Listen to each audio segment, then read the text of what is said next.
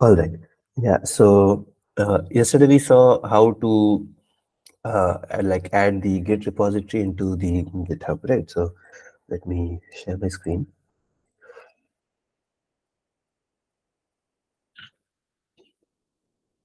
Yeah. So yesterday we saw how to. So we have this Git repository, and how do we push it to the GitHub? So we were also using this to look at our changes, right? So let me just open it real quick. Yeah, so I hope that you people have also set up your GitHub repository basically and your SSH key, or if you're doing it using HTTP, then whatever. But then you have like pushed your repository into GitHub. So I am hoping that you have done that. If not, just try to do it by today. For people who have done it, just put the link to your repository in the chat so that we can just have a look. So we'll do that, and then we'll continue with today's things at, let's say, 10:05. So by then, just for the people who have pushed your repositories into GitHub, right? So just copy this GitHub link and paste it in the chat here.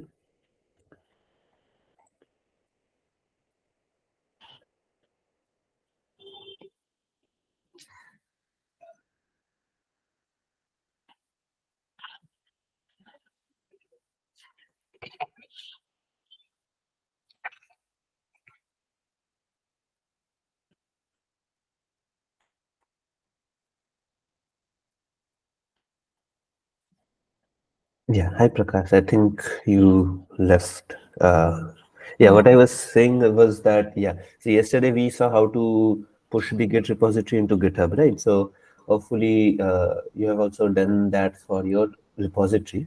So if you have done that, just copy the link for the GitHub repository and paste it in the like this chat of this Gmeet. Okay. Yeah.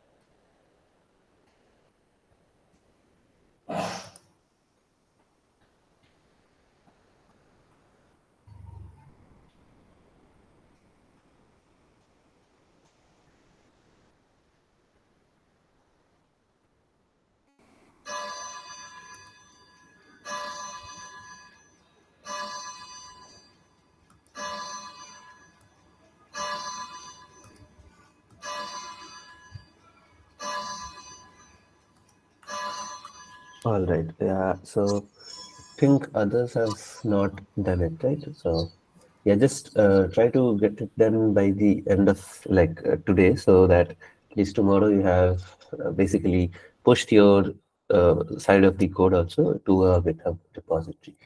All right. So what we are going to do today is, let me share my screen. Yeah. So we are going to focus on creating the admin side of the pages today. So the CRUD part. So I will not do entire CRUD of categories and products today. So we'll do some part of it today and then some part of it tomorrow. And then from Monday, we'll do the user side of the application. So today we'll basically look at what CRUD is and why we need it and how do we implement a basic version of it. All right. So uh, basically, CRUD is acronym for Create, Read, Update, Delete, right? So you must have had it in the DBMS and the MAD one also. So this stands for Create, this stands for Read, and the U is Update, and the D is Delete. So these are the basic four operations you do on database. So even for almost all applications, unless it is like a specialized application, almost all applications will actually be just a fancy UI and a fancy wrapper on top of a basic CRUD application, right? So what they will do is it will have a database, and either there will be like two types of people. One will be an admin who will basically do the addition. So they will do the uh, create, they will do the update, they will do the delete, and there will be a user who will basically be the person who is benefiting from this data, and he will basically always be doing the read. And there is also another model which is basically like a peer-to-peer, which may be like the database is there, and obviously I'm like doing entity and database direct connection, but then obviously there's a backend here which is handling this.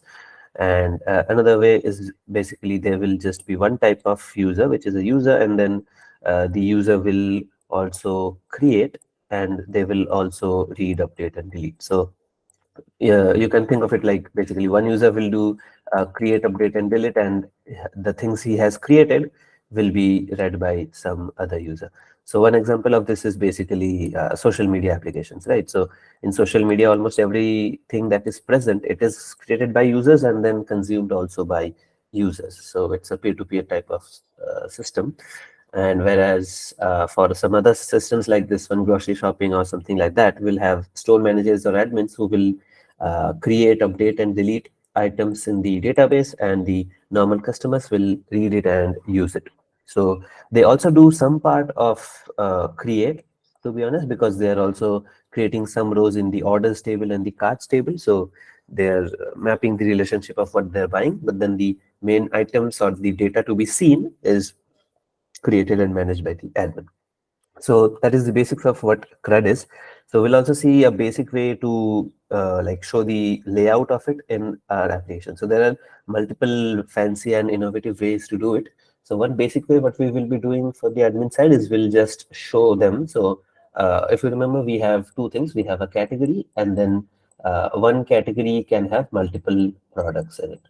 But a product needs to have a category for it to exist.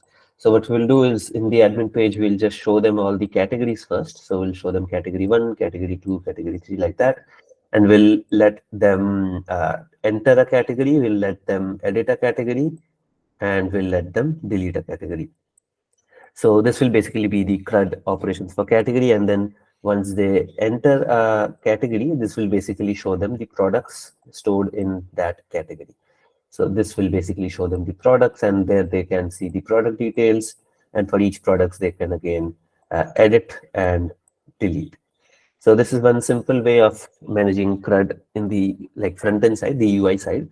So we will be using this itself. There are also other ways. So you can show them in cards, or you can show everything in one page. So everything is possible. So this is the way we will be going today. So before all this, so let us remember how our code was structured. So let me run the application.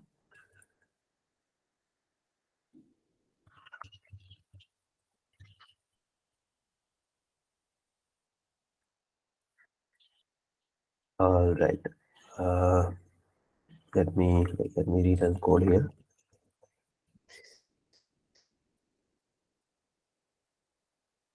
All right. So let me run the Flask application now. And if I open the web page, you can see that If I am the normal user, then obviously if I go to home, it is coming to the user homepage. So we have not designed this, but then we will do this later. But then this is the basically the user homepage. But the thing is, even if we log out and log in as the admin, then also we come to the user homepage. So that is not something which we want, right? So we want the admin dashboard to be separate from the user homepage. So what we will do is we'll basically create another page for the admin dashboard. So let us quickly create a template and we can call it admin.html. So here, let me copy a few parts from here and then we will add some other things. So we'll extend from the layout and let me also add a title. So we'll have the blog title and we'll just have the title of admin dashboard. And in Sir, the, yeah, can you show the profile page once? And where from where it's connecting? Means after logging, it is going to the profile or what? yeah, only after login we can open the Okay, profile okay. page. Yeah, we This is created for the this. user, right? This is for the user. Yeah, no, this the profile page is for admin and user both. So the Acha. admin should also be able to change their password, right? So that the And default credentials he can change. this field is populated from. So these fields are populated from the current data, right? So currently the admin's username is admin. So Okay. it's the current data is stored. So we created this page yesterday, right? So let me open it Yes, once. actually last I went away, so I missed this part only.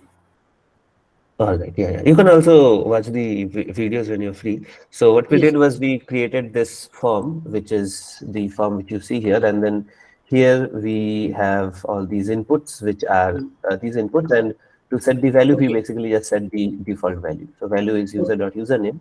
So this just takes the current username and puts it here. Okay. Got it, Similarly sir. for the name. Yeah. Got it. All right, so let us create the admin dashboard now. So let me just create a few like basic things. So maybe a heading or something.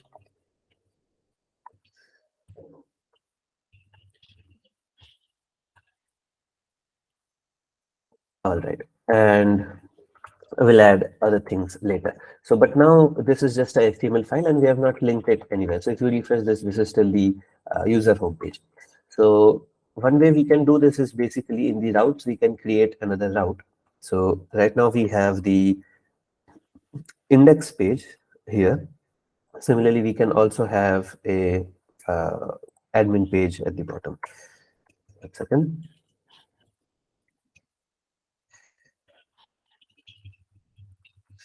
So yeah, let's say we have the slash admin only, so which will be the admin homepage.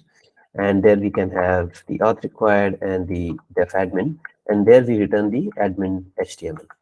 So now if we go to the slash admin, then we see the admin dashboard. But then this is not what I want. I want that whenever the person opens or whenever he clicks the like slash, they should automatically come to the admin page if they are admin. So one way we can do this is in the index itself, we will do the checking. So we don't have to check if the user is authorized because we already have the auth required here. But then we will check now if the user is an admin. So what we'll do is we'll take the get the user from the like by fetching the database using the session user ID, and then we will check if the user is admin. In that case, we will basically redirect them to the admin endpoint. And if not, then we will just show them the normal index page. So now if I reload this page, you can see we come directly to the admin page. So even if I click here or even if I remove this part, we will still come to the admin page. All right. So let's quickly create a few more like front end part in the admin, and then I'll move into another decorator for today. All right. So in the admin, let's see what how we designed the admin page in our Figma design.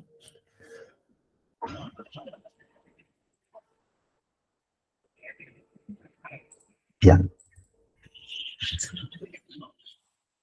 So if you remember in the first day of the bootcamp itself, we basically looked how to create Figma designs and we created this design. And I also showed the other designs which we have created.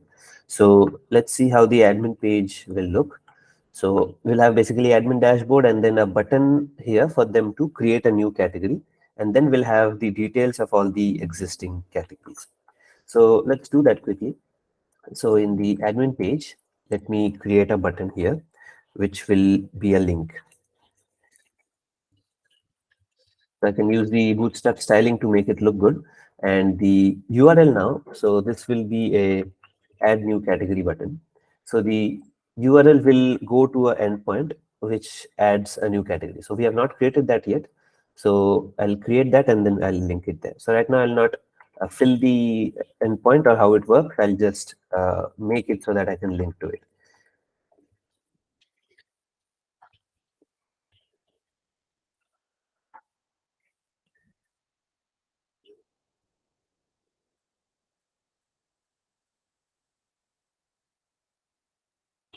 All right. And right now we don't have this, so let me just return something, some string. So we'll change this later. So So now I have, yeah, we yeah, can do this inside admin also, no?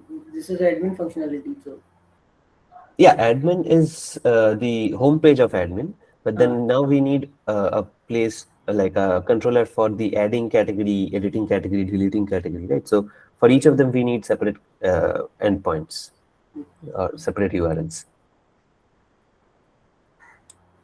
So yeah, we can obviously do everything inside admin also, but then it will be too messy. And also for the post method, at least we need separate links. So if you don't do that, then it's basically not a RESTful endpoint, right? So we'll cover that later on day 7 when we're doing APIs. But okay, then, yeah, so that way of like basically going to only one endpoint and then changing what we are sending inside to change what we're doing is usually how RPC works, but then we are using REST here. So we will use the separate URL links to show what we are doing or what action we are taking. So for creating a category, we'll simply like basically go to a link /category/add. And for creating a category, we don't really need any ID of category, so that will be auto-generated. So we just for now, let's just return a string add category. So in the admin page now, I can add that link. So I can make it URL for, and the name of the function was add category. All right. So now you can see if I refresh this page, I have a button here, and you can see the link below. It is going to /category/add. So right now it will not do anything, but then we'll add this page later. All right. So now let me show you another library or basically utility for a very short while, and I'll leave you to explore it further. So that is called Font Awesome. So basically, whenever you are creating UIs, right? So you may also want to have some symbols here. So in the Figma, we saw how to add symbols when we want. So things like this profile pages and on, we can add using the basically all the things which we added like plugins and widgets. But then when we are actually creating it, we need some libraries. So Font Awesome is one of those libraries which basically lets you add icons. So as you can see, let me open the page. Yeah, so all the icons which you want, so all the standard icons you will get from Font Awesome. So you can just add that into your code and then you can access any icon you want. So we'll just search Font Awesome CDN. Yeah, and we'll take the link and we'll just include it. So you can just copy the link tag. And when I come to the code and I come to the layout, so as you have seen, we have already included the bootstrap like this. So similarly, we will include the font awesome also. So this is just another CSS style sheet. But then what this allows us to do is we can now add some good looking icons without actually designing any icon ourselves. So right now, as you can see, we only have this add text here. So in the button, it's just add. But now if I put some, basically a class, like a I tag with a class FA plus. So what Font Awesome will do is basically, because we have included its style sheet now, it will see that, okay, you want me to draw a plus sign here. So it will now automatically add the plus sign here. So we can basically add icons to our front end without designing the icons ourselves. So this supports multiple icons. So you can go to their website to search the names of the icons and all. So I'll also show one handy extension. So as you can see, if you have to remember what this is called and how to type all this. So instead of remembering this, just like for Jinja, we had a few snippets in VS Code. Similarly, we have extension for this in VS Code as well. So you can search for Font Awesome, and you will have basically this one, Bootstrap 4 and Font Awesome. So if you install this, this will basically give you suggestions for Bootstrap as well as Font Awesome snippets. So you can then, when you are designing your front end in the VS Code, you don't have to memorize all the syntax or all the things. So now instead of writing this entire thing, what I can do is I can write FA/plus, and it will recommend me this one. So if I click this, it will automatically come and fill this. All right. So that's all I'll cover about Fontasm, because you can go pretty in deep, because there are like thousands and thousands of fonts in there. I mean, icons in there. But then, yeah, we will be just using a few of them as and when we are designing the pages. All right. So in the admin dashboard now, let us show the list of the categories that is currently. Shane, Yeah. one question. With this font awesome, which URL we need to include? There are multiple, right? Minimum brand, mini. Which one you included? I missed that. Uh, yeah, so in the layouts, if you include this one, which is like if you search for font awesome CDN, it will give you this CDN.js link. So there's this link which contains all of Mini. them. Okay. Yeah, Okay. so Yeah. you Thanks. can use this one. So this one has all, right. So the brands and everything is contained in this. So if you just Okay. include this one, that will be everything. Thank you. Yeah. All right. So yeah, let's now create like the list of the categories that are currently present. So I'll keep it simple. We'll just have one heading here first. So let's say H2 and call it categories. And then we'll have a listing of all the categories. So let us list it in a table format so that it's easy to see. So I'll use a HTML table, and we'll have a T head here. So this is basically the header part, top part. And so for the categories, we'll have the category ID, we'll have the category name, and that's it, right? And we'll also have a few actions. So actions is basically the things which we were talking about. So opening a category, editing a category, deleting a category. So we'll add buttons to all that in each row of each category. All right. So now in the body, what we need to do is we cannot actually hard code what we want in the body by ourselves, right? So we need to run some sort of loop so that for each category we get the entry. So right now, as you can see, only the heading part is there, but then we need like a listing for each category. So the way we can do this is using for loops in Jinja. So we can use the for loop in Jinja to iterate over some list. So right now this list does not exist, but then we will soon see how we can pass it to the template. So let's assume this list exists which contains all the categories. So we can just iterate over it one by one and store each category in this variable category. All right, so if we do this now, so inside we can basically create a row, right? So for each row, we create a TR, which is a row, table row. And in there, we basically, so each headings corresponding items we add. So in the heading, we had category ID. So in the row, we will have the category.id. Similarly, category name will add category.name. And then finally, for the actions, we basically need to add a few links. So we have not created these endpoints, obviously, so we'll have to create these first. But then these will basically be simply buttons which go to the methods. So one for the editing and then one for the deleting. We'll also have one for the showing the category so that we can do everything like CRUD in the products as well. So let me just copy this and paste it again so that we can make for the show. So here I'll call it show. And the icon, maybe we can have a search magnifying glass. All right. So the URL also will change it to show category. So right now we have to create these 3 endpoints. So we'll just make like a dummy endpoint like we did for add, and we'll write the code of that later, but then just so that this does not crash, right? So if I save and reload it now, Flask will give me an error that so there are multiple errors. Obviously, I have not closed this for loop also. So let me do that. We'll close the PR and then the for.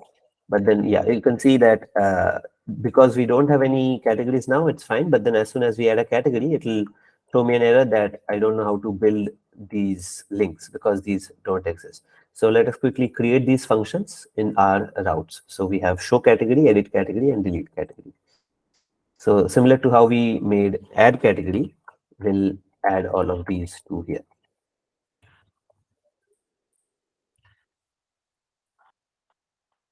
So for the show category, we obviously need a way to uniquely identify which category we want to show. So for that, we will use the category ID because that's the only unique identifier we have. So we will have the ID, and so this won't be edit here. So this will just be show. So this is auth required, and this is show category. And similarly, so the ID which we are using here, we need to pass in the method. So we'll use this when we are defining this method, but right now let's create a dummy method so that we can create the links. So similarly, we'll make for the edit category and for the delete category. All right, so we are not worrying about how they're going to be implemented right now. We're just creating the endpoints. So slash category slash ID slash edit slash category slash ID slash delete and slash category slash ID. So this part is automatically understood by Flask that you don't actually mean like the literal string bracket int colon ID bracket, but you actually want this to serve as a template for any number which they give. So int means integer, and then ID is the name of the variable, which will refer to the number stored here.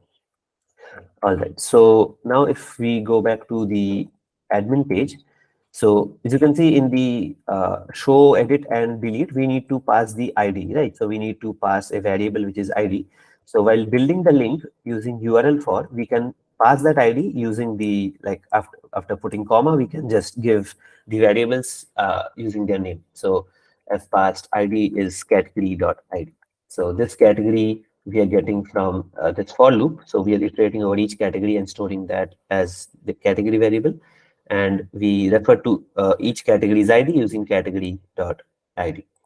So like this, we're building the 3 links. So right now it will not show anything because we don't have any categories. So once we create the add category page and we add a category, we will be able to see how this looks. So before doing that, let me cover one more thing, which is that right now you can see in our routes, what we are doing is we are using the auth required, right? So for the normal pages like index and all, we were using auth required. For profile, we are using auth required. And for admin pages also, we are using auth required. But then there's a problem with using this in the admin pages. Any idea, anyone? So what will happen if we are just using the auth required for admin pages like admin or add, edit, delete category, all these pages? Every time we do this, it will call this function. Yeah, that is fine because that's the whole job of this function, right? To check if the user is existing and he is authorized. But then let's see. Okay, so let's see how this is defined. So the auth required just checks if a user is authenticated. So if the session has some user ID. But then for admin, we need to check one more thing, right? So for accessing admin pages, we need to check something else. So what is that? Here the user has to be an admin. User has Is to be. admin. Yeah, exactly. Right. So if we just do auth required, so let me show you what will happen. So let's say we log out and I log in as a normal user. So by normal redirection, he is redirected to his home page, but he can simply come here and type admin and he will get to see the admin pages and do all the funky stuff, right? So he can basically mess with the database. So that is not what we want. So what we will do is basically create another similar decorator, same to auth required, but this will be admin required, and this will basically do another check that if the user is admin or not. So let me just copy this and paste it again. And now instead of auth required, let's call it admin required. And what we will do here is basically first we will obviously do the same checking that if user ID, so if the user is authenticated, uh, so we'll we'll do it. If the user is not authenticated, then you like do this. Please log in and return to URL. Now, after this, we will again check that if the user is admin or not. So let me get the user first. So after this point, we know that if we have come here and we have not returned, right? So if the user is not there, then we have already returned. So if we have come here, that means we would have not returned. So the user does exist. So we just get that user's credentials and see what user he is. And then we see if that user is admin or not. So if that user is not an admin, then again we will redirect him to some other page. So right now we will redirect him to his home page instead of the login page, and we'll tell him that you are not authorized to access this page. And only if both of these are false, so he is authorized, I mean he is logged in and he is an admin, only then we will do this function whichever is passed. So this is basically similar to how auth required was declared, but then here we're doing an additional check. So now instead of doing auth required, what we will do is we will do admin required. And I'll just copy this and paste it to all of these here as well. And I'll delete the auth required.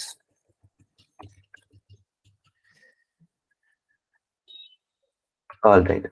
So it's like whatever we covered till here clear, because then we covered a lot of concepts, some in backend, some in front end. So just let me know if you want me to repeat any part which we covered now.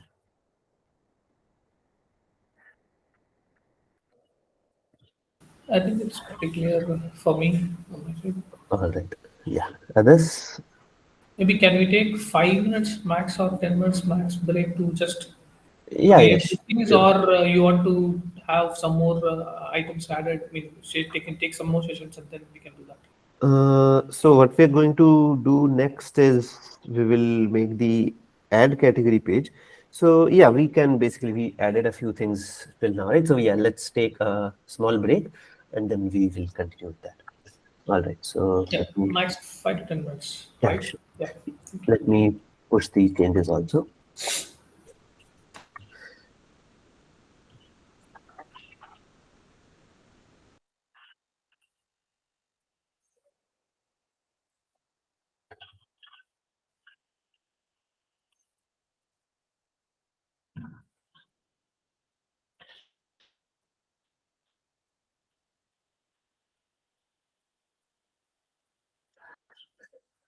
All right. Yeah. So I've pushed the changes. So I hope by now you know how to see the diffs and all. So yeah, let's come back at 10:45. Hope that's fine. Thank you, Shan. Yeah. Yeah.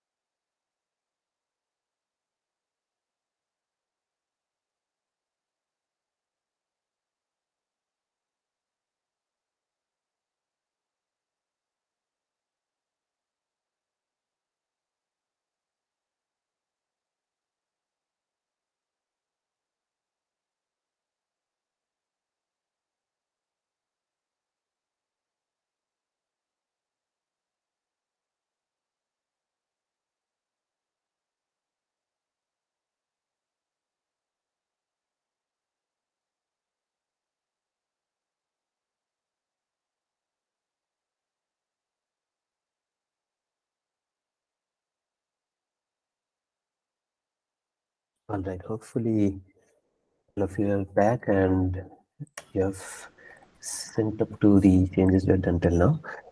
Yes. Yeah.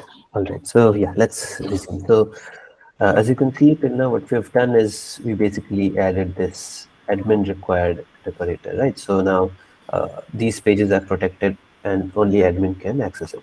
So right now, if I am a normal user and if I go to home, we are going to the normal home. And then if I even try to go to /admin, it will give us the error that you're not authorized, and then it will redirect us back to our own home only. Fine. Yeah. Um, Sorry to interrupt you. So I have Yes. this question. So what if we have like in this is admin, there would be one admin, so we just check that. But if there is like another like managers role and there are multiple managers, so will we have like it stored in the database? We'll be checking for them. Yeah, exactly. So basically, what happens is if we have just two roles right now, like we have user and admin. So the way we are handling it is we basically have the user table and we have a is admin field, right? So it is Boolean, true or false. So if it's false, it means a user, and if it's true, then it means an admin. But if we let's say have three types or more types of users, so user and then admin and then let's say store manager.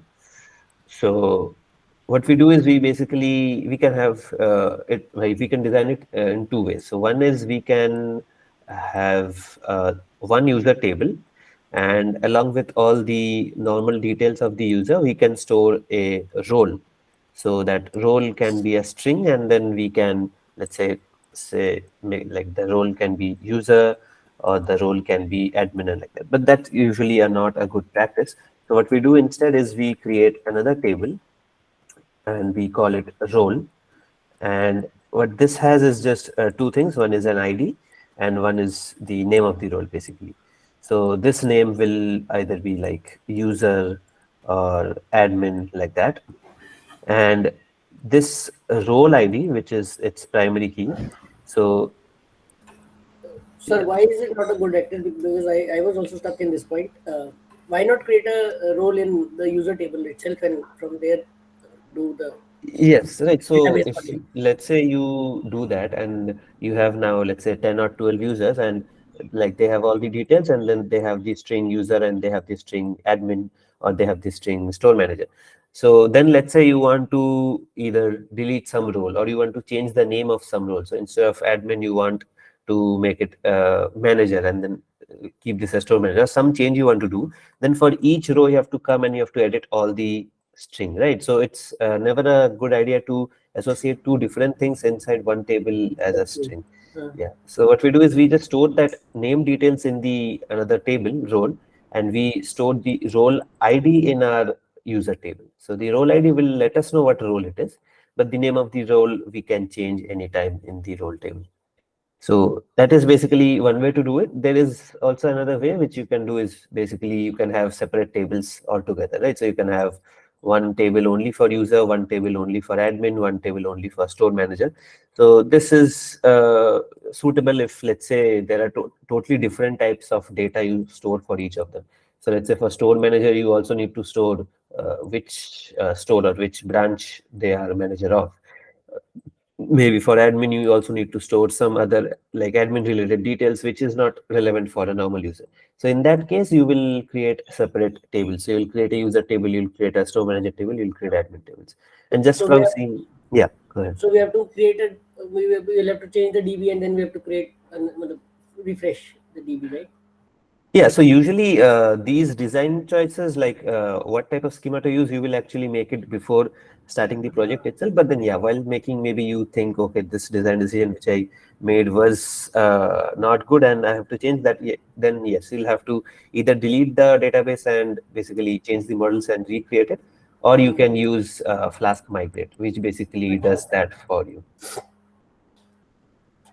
Tanish is asking level system would be good too, like level 0 will correspond to admin. Yeah, definitely. Yeah. So if we have, let's say, like a hierarchical or granular access level, right? So basically, there is nothing like, so basically, it's not like this. So the roles of one and the roles of other, so they may intersect, but then there may be difference also. So if this is not the case, if it's just like an admin can do everything, a store manager can do some of those, and then a user can do only some of those.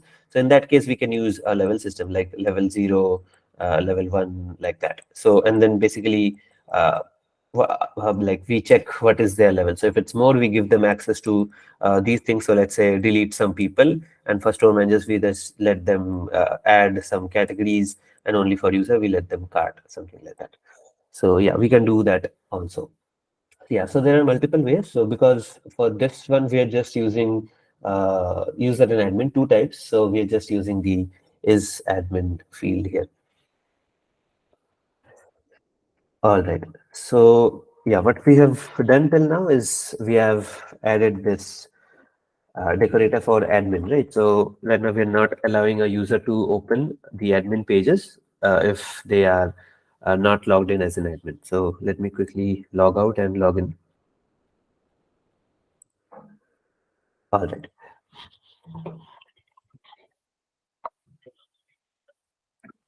Okay, so now what we do is we have to create the add, edit, and delete parts of the category. So let's start with the add.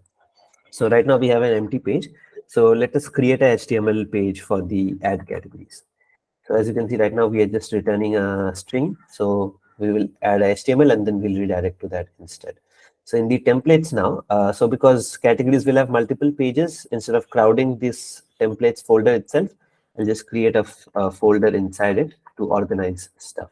So I'll create a folder named category, and then there I'll create a file name add.html. So by the hierarchy, I can understand this add is adding a category.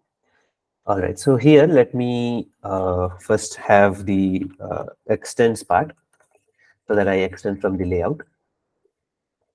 So we'll automatically get the error message and the nav bar in the add page. And then we'll have the title and the body. So the title is basically add categories or add category.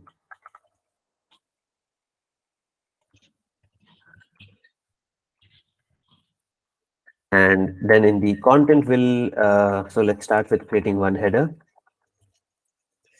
and say add category. All right, and I'll close the content for now. And I'll add the other things later. All right, so let's route to this page now in the routes. So instead of telling this string add category, we'll do return render template. So this is not add underscore category, it's category slash add.html. Right. So now if I reload this page, you can see we get the nav bar, and if there are errors, we'll get the errors and we get the heading. So for the category, we don't have many details. We just have the category name, right? So there's only one thing for each category, which is the name. So what we have to do is we have to create a form here, which will accept all those details. All right. So let me create a form, and actually the form has the method of post. So form post, and yeah. So inside here, I'll basically take just the category name, right? So we'll create a form group like we've done for the other forms, and we'll take the category name. So we'll have the class form label for beautification purposes, and then we'll take an input of type text, and this is required. All right, and that's just one input we have, and then we'll have a submit button. So we can either do input type submit, or we can do button submit. So both will work, both are fine. So, and here, but then if you are doing input type submit, then as you can see, the text you have to put inside of value. So you cannot add any icons if you want in here. So let me just show how we can do the same thing with button as well. So if I do button submit instead, so here I can type anything here. So if I, let's say, uh, want to, let's see if there are any subsets or something. So let me just write I and see what is the recommendation. Yeah, so you can see we can use the plus icon maybe if you want to add the icon. So if I'm using the input type submit, then I cannot add the icon here. But if I'm doing the button, then inside I can add anything I want. So let's stick with this, and I'll also add the class for the bootstrap button primary, or we can also make it button success. All right. So now if I reload, you can see we have the form with the category name and the input for the category name and the button with the sign. All right. So let's just add one Shyam, category. Yeah. Yeah. what does it mean? Can you go back to the code? Yeah. What is the use of this class form group? I'm just Yeah. So this what is is that? basically a way Just a to decorate. yeah, just a wrapper so that we can know which items are related, right? So right now we have a label and then we have an input. So there are two ways which by which the HTML knows they're related. One is using the for, right? So the Okay. input's name is a name. So here, if I write name for, so what happens is the browser knows that this and this are related. So even if I Okay. click here, it will basically focus this input field. Okay. And Yeah. this is Okay. also another way to group the two things together. So you can remove this also. That's not like requirement. All right. Yeah. So, and this is also required. So if you just press this button, it will not let you do it. But if I write something and press now, all right. So you can see it's telling us method not allowed. And I guess by now we all know, right? So how we deal with this. So we have made the method post, but then we have not handled the post in our routes. So we quickly add that. So what I'll do is we'll copy this and we'll paste it. And here the methods array, we will have method is post. All right.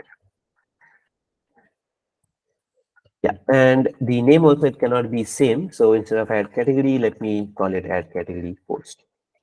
All right. So here, instead of returning index, what we will do is we'll do all the backend logic, right? So uh, for the add category, we first of all take the things which the user has submitted in the form. So we can see in the form, we submit just one thing, which is name. So the name of that is name. So we get that. So we get name equals requested form that get name. So now we have the name. So let's do a few validations. I won't be doing all. So you can do multiple, right? So as you remember in our models, we also have a size limit for the category name. So it has 32. So we can also do that checking here, and we should usually do that. So, but then I'll skip over too many validations. So let us just check if it's empty or not. So I'll check if not name, then I'll give them a error message basically that fill out everything, and I'll redirect them back to this page so that they can fill out the details. And so if that is not the case, then I will basically create this new category. So I'll create a category. So no, we don't actually have to do this. So what I'll do is I'll do category and I'll do name is name. So this will now create a new category with this name which the user has provided. And because the ORM is handling the ID itself, we don't have to manage the unique ID. It will automatically create a new ID. All right. So what we do now is because we have created a new category and it's stored in this variable, we just need to add it to our session. So we do db.session.add category, and then we do db.session.commit. So that's all we need to do. And then if we want, we can also tell the user that your action was successful, right? So we can send a message that category added successfully. And then we redirect them back, not to the category add page because their adding function task is done now. We redirect them back to the admin dashboard page. So instead of this, I will make it admin. All right, so let's see if it's working now. So if I come here and if I do this now, so now you can see category added successfully. But now you can see we don't see any categories in our list still, right? So although we had created this part in our admin, if you remember, so we have a for loop which goes over these categories, but then it's not showing this. So any idea why it's not showing?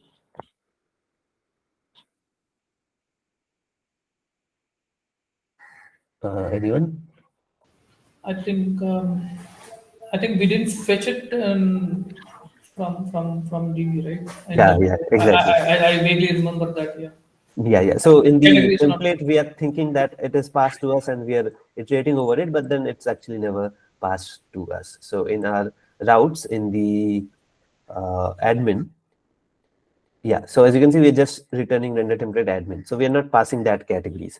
So what we have to do is we have to fetch that first. So for categories in the admin side, we don't have to actually see who is the admin and all. We fetch all the categories. So we don't do any filtering of the categories. So we just get all the categories. So how we do that is we basically create a variable where we store this, and here we will type the name of the model category, and here if I type query.all, so query is a way of querying things from the model, and all just means give me all of them. So now this variable categories will contain objects, so not IDs or something, but then the SQL Alchemy ORM objects of each category, and then I can just pass that to my template and it will get that category. So if I reload this now, as you can see, the electronics is showing up. So we get to see each category, and then it's show, edit, and delete. And if you see at the bottom here now, so the category ID is one for this, which was auto created. But if I hover over this, and if you look at the bottom left, I don't know if it's visible at this size, but then the link is /category/1, and here it's /category/1/edit and /category/1/delete. So that one is automatically put in by the uh, page. One second. Yeah, so by the admin page when we are using this URL for, right? So basically for each category we were building this show, edit, and delete buttons link using this URL for, where we gave the name of the method which to which we want the route, but we also gave the ID, and the URL for method basically takes this information and automatically creates this link for us. So that is usually how we should do it instead of hard coding. So instead of doing something like basically href is /category/category ID/add, instead of doing it like this, what we should do is we should always use the URL for, because even if we change the route of that method someday, it will still automatically take that new route. So this will pass this ID as a parameter, query Hmm. parameter. Yes, exactly. Not as the yeah, exactly, as the query parameter. So it will pass it as the part of the path itself. Not so it will not do something Yeah. like question mark like key equals value, Okay. Okay. which is usually done in a form if Yeah. you do method Yeah. is get. Yeah, but it will do it directly like as category/1/add, something like that. Okay. Okay. Yeah, because that is But how here, we. Yeah, okay, can you open the category, show category, or the yeah. category page? So right Because now, I'm just trying to understand how that category name comes in there. yeah. So right now Okay. we have not like No, defined no, these not this pages. page. No, I'm just trying to understand how this category name came here, the Oh, electronics. okay. Yeah, got it. So that's in the admin page. Yeah. So how we are doing is basically iterating over each category. So we send this variable, right? Categories. So Okay, we are okay, saying okay. for I got it. category, Yeah, yeah. yeah, I got And it. then for each object, we are getting its Okay, fine, attributes. fine. Yeah. Yeah. So now we have the categories. So let me add some other categories also just to see if it's working. May I ask one question here? Yeah, sure. Since I mean, can you go to the code? Yeah. Instead of passing this category.id, is it not will not be good if we pass the category object directly? Because just a question, show can directly use that object and show the other properties if required, right? Yes. So what we are doing is, so if we want to do that, what will happen is in the routes, if you see, so in our URLs, right? So we can only put primitives here. So it can either Okay, be like int or string or something like that, because it will be part of the URL itself, right? So an object cannot be deserialized and put in the URL. So okay, the easiest way is just to use one unique identifier, and inside we can obviously just fetch that object again, that's it. right? So Okay, yeah, we can okay, use the SQL Alchemy query thing to okay, uniquely get that object inside. Yeah, okay. Yeah, thank you. yeah. All right. So just give me 1 second. So we've done the category list and add categories part. So yeah, let's do the edit and the delete. So the edit will be very similar to add. So what we can do is we can just copy paste most of its code. So let me create a new file, edit.html, and I'll just come to add and I'll just copy everything and paste it here. So let's just change a few things. So instead of add, it will be edit in the title. Similarly, in the heading, it will be edit category. And so the action we actually don't have to change because it's empty. So it will automatically go to that whatever link we are opening right now. And so the category name will remain. So the only thing we'll add here is now instead of it being empty, it should show the current value. So we'll do value equals, yeah, exactly this one, category dot name. And we'll also obviously have to pass the category to the template so that this works. And so instead of calling it add, let us call it update and maybe remove the icon. All right, so that's all for the edit HTML. Now let us quickly create the route for that as well. So the edit route we have right now, it's just telling edit category. So instead of that, we will do render template the category slash edit.html. And when we are doing this, we will also pass the category. So let me fetch it first. So as you can see, we are getting the ID in the method, right? So it's automatically, so the app.route automatically handles that. So it gets the ID from the URL and automatically unpacks it from the URL and sends it to this method. So we don't have to worry about all that parsing. We simply use that ID. So what I do is we'll do category, we'll create a variable and we'll fetch the category from the database. So the category is the name of the ORM object. And just like we did query all, here we will be doing query.get. So get is for getting some object using its unique ID. So I can do category.query.get ID, and I'll have one object which will basically be the category. So let us do one checking first, that if let's say I randomly come here, right? So the edit is category slash number slash edit. So let's say if I just come here and do category slash some random number and edit, so that should not work, right? So let us check if that object actually exists. So we'll see if the thing which is returned, which is the category, if it is null or not. So if it is basically if it's null, then that object does not exist. So we'll just tell them that category does not exist and we'll send them back to the admin page. But if it does exist, then we'll simply render that template and we will also pass the category to that user. So if I now, let's say, go to this page, it will say category does not exist. But if I click an actual link of any actual category, then it will open the edit category page. And here you can see the electronics is automatically filled up. So let us create the post part so that we can handle this post. So we'll basically just copy this and create the post method.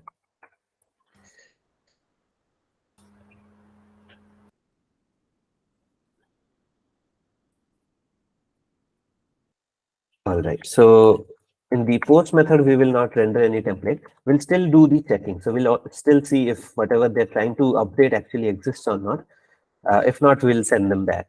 But if it does exist, then what we'll do is we'll simply do the checkings first. So first of all, we will fetch that what they have updated.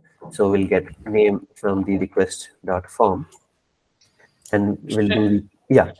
Yeah, just complete this and let me know. I just have a question. Yeah, sure. So we'll basically do the same checking as we did for the addition. So we'll see if that is empty and will not allow that and we'll redirect them back. But then if everything is fine, then we will update the thing. So the category is the object which we fetched. So if we simply just change that value, category.name is the new name, and we just do db.session.commit, then it will automatically update that thing from in the database. And then we can just tell that you have done it successfully, and then we redirect them back. Yeah, go ahead. Yeah, here in line number 197, you did category dot query, right? So Yeah. how does DB session is being available there for the query to execute this ID and get that? Because Yeah. category is a model which we Yes. defined in our code, right? Yes. Yes. So category is the model which we defined in models.py. And in Yes. the routes at the top, we are importing that in the like from models, right? So from models, import all these Yes. models. Yes. So the DB is basically as soon as the application is started, the DB starts working. So Yeah, the that's fine. that But is yeah. category is a model that we defined. How does, Yes. yeah, the session DB session is attached or Yeah, so as that access? as I mentioned, right? So we don't actually have to worry about all that because it's handled by the SQL Alchemy itself. So it has a few things inside the each model, right? So whenever we are defining the model, if you Okay. remember, we are inheriting from the db.model. So Okay. a few things which are inherited are things like this query and all. So Okay. we Got can it. just do that model.query and it will automatically handle opening a database session and then doing the select star and everything by itself. Okay. Thank you. Yeah. So just because we have included this in our like at the top of the script, we can just access here and we can use query to get the whatever we want. So it will return a like none object if that thing does not exist. So that's why we're doing this check. But then if it does exist, it will just return an object and that will be stored in the category variable. So yeah, so what we do now is then we get the name. So in the form, right? So in the edit form, we have one input which is of type text and has name, right? So this name basically. So we get that name now. So if the category exists and the name given, so we see if that name is existing or not. So if it's blank or not. So if the name provided is empty, then we tell them to fill out all the fields. But if not, then we basically update the category's name. So the category.name is the new name, and then we commit and then we give a message. So let's see if it's working. So right now we are in electronics. So if I change its name to electronics 1 and update, so you can see category updated successfully, and here the name of the category is now electronics 1. So we have done the edit and we have done the add. So I can add a new category and I can edit an existing category. So we'll also do delete. So should we do delete? Because delete is really small. So let's do delete and then we will take a break. Hope that's fine. So delete is basically similar Yes. to edit Yes. only. Yeah. So what we will do is we'll create another file here, delete.html. And this, I think, is the simplest of all. So what we will do in delete, we will just ask, are you sure you want to delete? Right. So we will, let me copy this, but with most of the part, we will delete it from here. So instead of add category, this will be delete category. And similarly, this will be delete category. And we won't ask for the name and anything. We will simply ask a confirm button. So we will just have one button, which will be delete.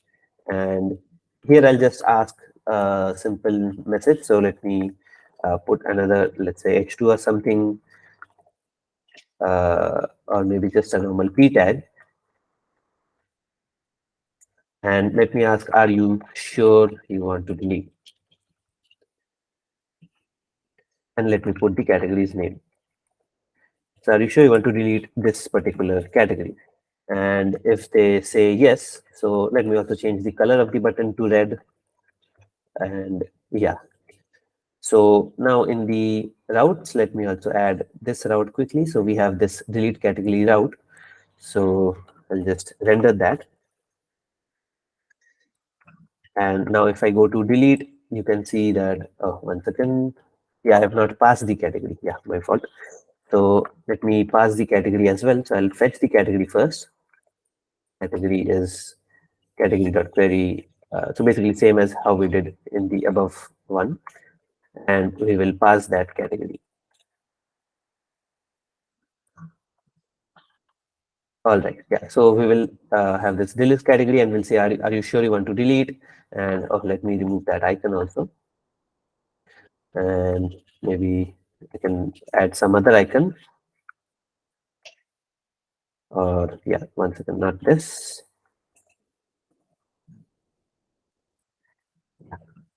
Will show a dustbin, which means like deleting. And then for the delete method, we'll just add a very simple controller here, which will just delete the thing from the database.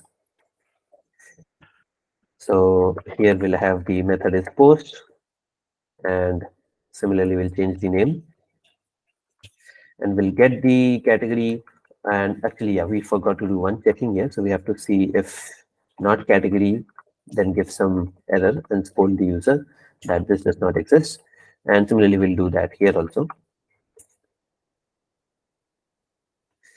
But then if the category does exist, then what we'll simply do is we will db.session. We had add for adding, and then similarly we have delete.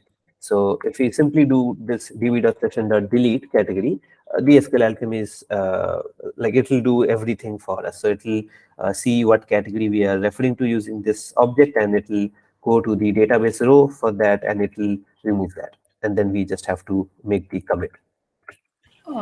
Shayan, just Yeah, a small thing. Instead yeah. of db.session.delete, is it not possible to get category.delete directly? Can you try Uh, that once? Yeah, I'm not sure if that works. No, So if just we, now I checked it is there, I believe, but I want to try it out. so let's try this. Yeah. If I do category, Sorry. yeah, sure. So if I do category dot delete here, so let's see, let's come back, and if I do this, yeah, right. So category has no attribute delete. Oh, okay. I think this Yeah, is a problem with the chat sheet. I mean, go Copilot. Yeah. yeah, that could be. So yeah, usually how we do it is we basically do db dot session dot delete. So similar to how we did db dot session dot add. So we will do db dot session dot delete category, and then we'll do db.session.commit. So now let's say I press this. Oh yeah, and I forgot to return something. So let me also tell success and then redirect them to the admin page. All right, so this will actually now not work because it has actually deleted. So as you can see, it's not there. So let me try it for this other category now. So we come here and it's asking, are you sure you want to delete furniture? We say yes, and yes, it has deleted, and now our categories list is empty. All right, so we have basically done the listing, the editing. Let me just add something. Yeah, so we have done the adding, the editing, the deleting, and the listing of categories. So we've basically done the entire CRUD operation for one of the entities. So we just have to do it for the products again. So yeah, let's take a break, let's say till 11:30 and sync up till here, and then we'll continue. So let me just add the changes. Sure. Thanks.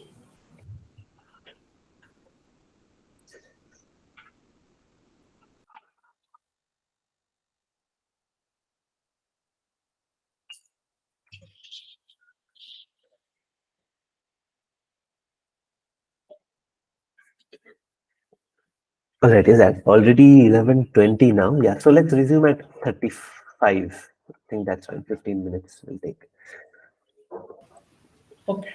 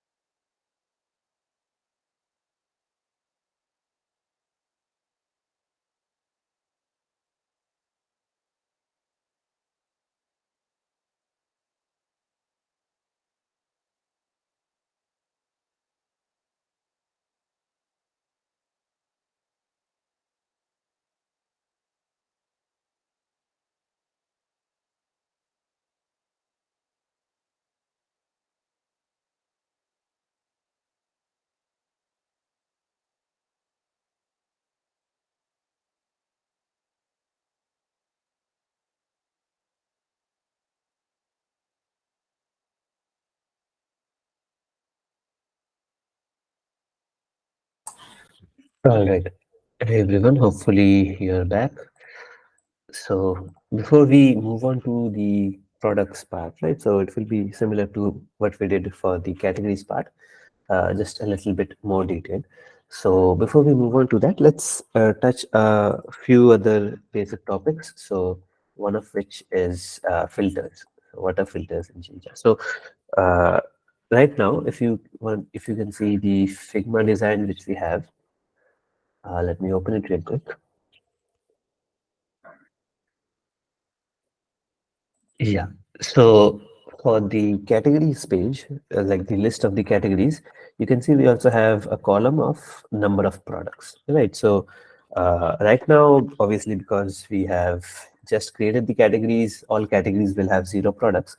But let us try to think how we can achieve this functionality, right? So how we can get the number of products of each category from them. So usually, let's say so let's not think about Jinja now, and let's just think about normal Python.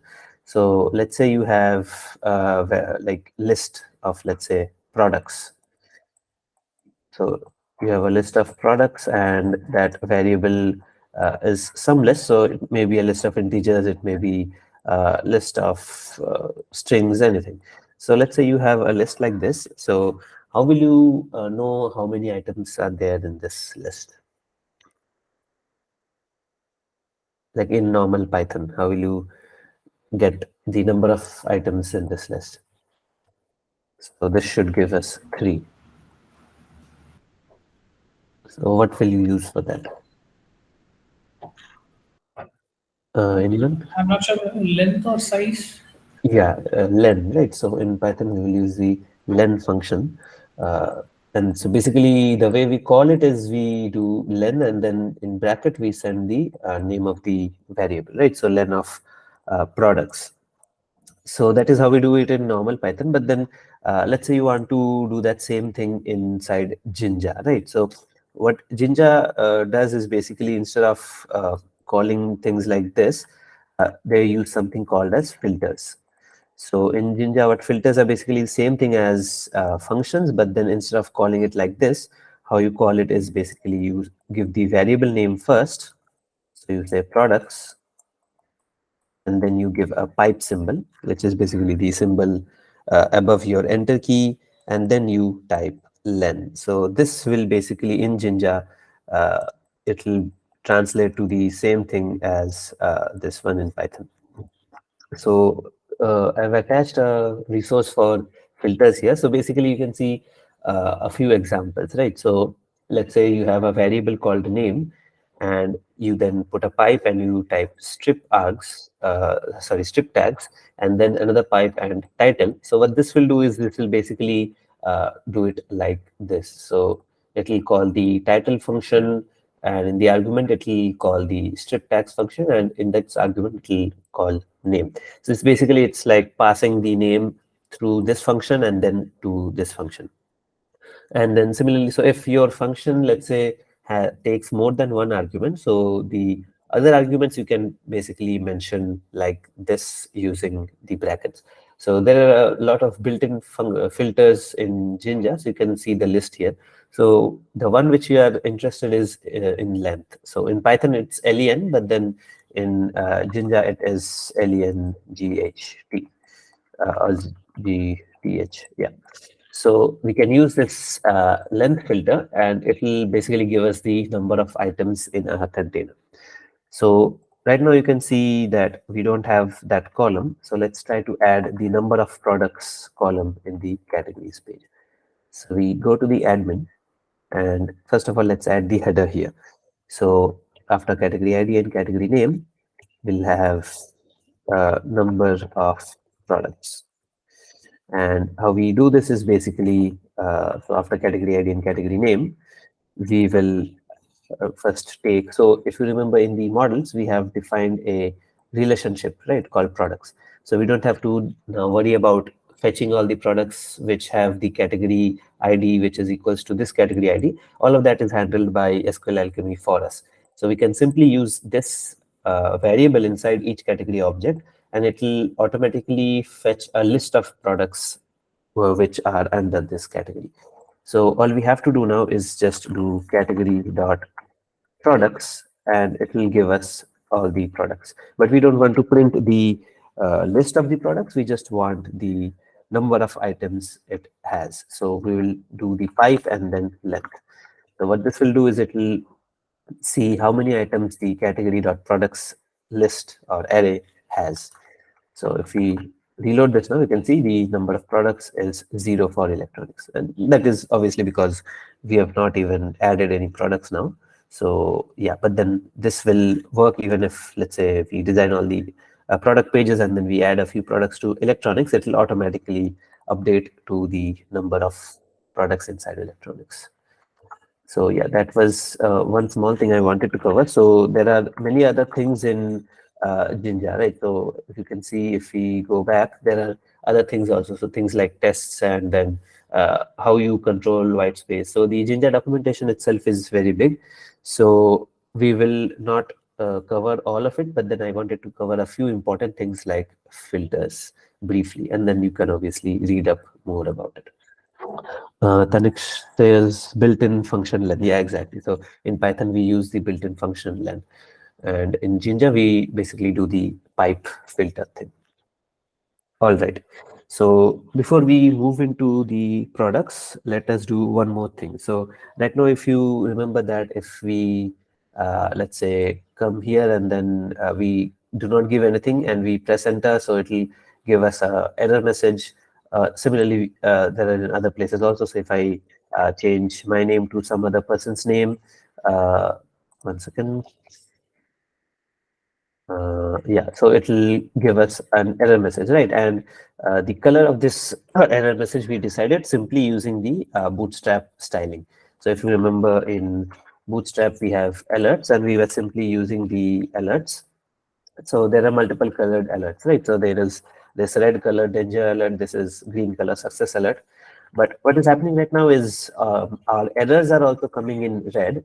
And if we do something nice also, let's say we are adding a category, so that successfully message is also coming in red. So one crude way to handle this is we can basically see if our message, so we are not having any like flag or anything in the message, whether it's a good or bad message, but we can simply check if the message contains something like successfully, and we can change the color of the message accordingly. So let's do that quickly before we move into products. So we'll go into the layout where we have defined the message. So one thing we can do is we can also extract this into its own file, just like we have done for nav. So let's do that. So not inside category, but then inside the templates folder. So we'll create a file called errors, or let's say messages. And I'll simply just copy paste this one out of here. And I'll put it here. And similar to how we included the nav bar, we will include the messages. All right, so this is basically the same thing which we had till now. So just to see if it's working, let me add or let me edit something. So yeah, the messages are still working. So now let's just add some conditional things. So as you can see, the alert danger is giving it the red color. So one thing we can do is for each message, we can simply check. So we can run a if condition. If we can do any, so obviously directly checking for success won't work because our message is longer than that. But we can do a very simple, and so it will not work always, but then a simple thing we can do is we can see if success is in the message text anywhere. And we can make this lower. So we can do it using the pipe thing. So if message lower inside the lowercase version of the message, if the word success is there, then we will do something. So instead of danger, it will be success. And otherwise, so else, what we will do is we'll basically do the same thing, but with the red color. So instead of alert success, this will be alert danger. And we will close the if.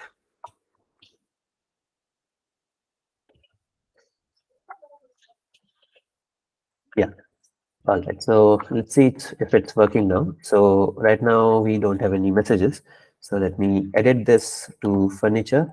And yeah, as you can see now, the message is green if it's like if it contains the word success. And then if we do something bad, let's say we change our username to something which already exists, then it is still red. So this is a like basic way of handling this. You can also add some part of the message which is always there at the beginning and which basically demarcates whether it's a good message or a bad message.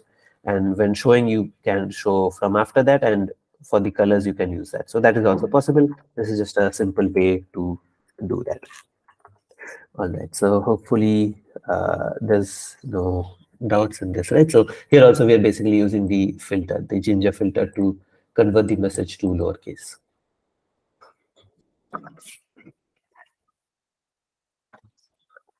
All right, so now let's move into the products now. So as you can see, if we open the show category, so it should show the list of the products in that category. So right now we don't have that. So let's design that page real quickly.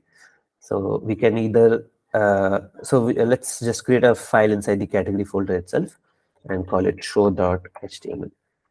And some parts we can copy from the admin panel, right? Because this is also showing a list of categories and that will be showing a list of products. So the layout is a little bit similar. So let's copy this and just make some changes like where we need it.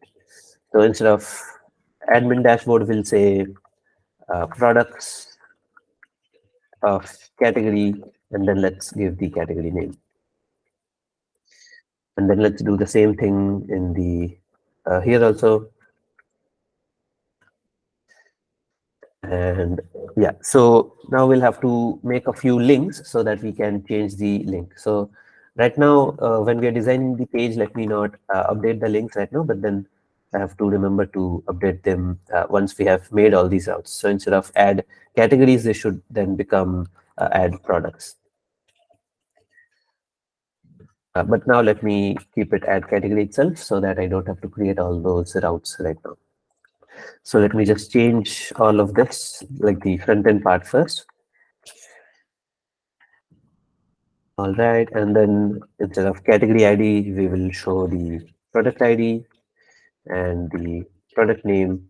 And let us see what other things we have in the product, right? So if you open the models, we can see we have the ID, the name, we have the price, so category we don't need to show because we're only showing products of each category one at a time. So that is implied.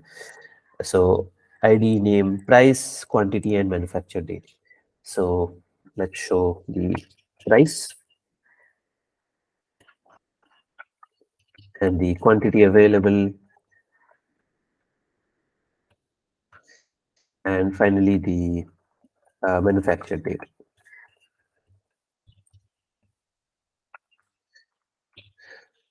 All right, so these are the headers of the table, but then now we also have to make the things which we're showing for each row, right? So in the for loop. So we can do it similar to how we did it in the category. So this will be product.id. This will be product.name. And then we have the price, right? So this will be product.price. And then similarly, we'll have product.quantity and product.man. I think it's called mandate. Yeah, man underscore date. All right. And the actions right now I'm not changing so that I don't have to build the routes, but then soon we'll create the routes and then we'll change this. All right. And finally, the loop will run instead of category in categories, it will be product in products. All right. So now that we have done this, so instead of for products and products, like instead of passing the products, what we can do is, because we already have the category, we can simply do a product in category dot products, because we know that that relationship already exists in the category object. So in the routes now, what we can do is we can create the route for that show. So I think we already have that. Yeah. So the show category route. So instead of just returning this simple string, what we will do is first we will see if this category does exist. So we'll do category is category.query.get ID, similarly how we have done for all of the other routes. And we'll first see if that category exists or not. And if it does exist, then we will simply return the template of category slash show, and we will pass the category. So let's see if everything is fine or some error is there. All right, yeah, you can see it's working fine. So products of category electronics. And if I open the show for furniture, it will be products of category furniture. And yeah, so maybe I can delete this heading because it's there 2 times. All right, and we have a table with the columns. So obviously we don't have any entry in the table because we don't have any products now. So it will only work once we have created the add page and we have added a few products. So yeah, let's do that. So let's start with the add page. So right now this is going to the add category, right? Because we did not change the link. So what we will do is we will create the add category, add product route, and we will change the link here. So just like we did for add category, let me just copy this part and we will make it product instead. All right. So now instead of category, it will be product. But here one difference is there. So can anyone let me know? Like for categories, we were simply adding a category. But then for product, what else do I need to know? Um, we need to know the category in which the product should be created, something like that. Yes, exactly, right. So we need to also know which category the product is being added to. So what we can do is we can also pass that as an ID here. So we can do int category ID. And so this will let us know that we have want to add a product inside this particular category. So here we'll have to also do some of the checking. So we'll check the category exists or not. So we'll do category is the category query, and then we'll see if not category, then tell him that it does not exist. And also this category ID, which we declared in the like the URL, we have to write it here as well.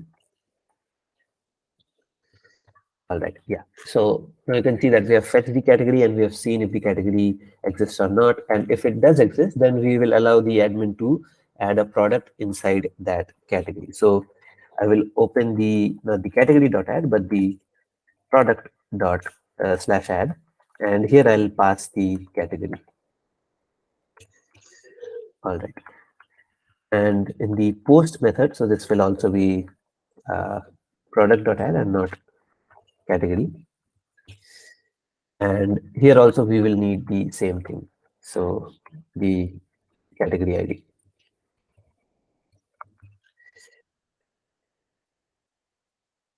And yeah, I forgot to change the name of the function here. This will be add product, and then this also will be add product. All right. So for the product now, we will get a lot of things. So let me create this function later. Let's see if this part is working now. So yeah, we are rendering the product slash add. So let me create the product slash add first. So we'll create a folder here in the templates, product, and here we will create a add.html. So we can copy most of it from the categories, but then we'll have to add a lot of other fields. So we'll paste it here, and instead of add category, we'll have it add product, and similarly we'll have add product. But then now, as you can see here, we are just taking one input, which is category name. But for the product, we have to take all these inputs. So let me just copy this so that I don't have to come back here every time.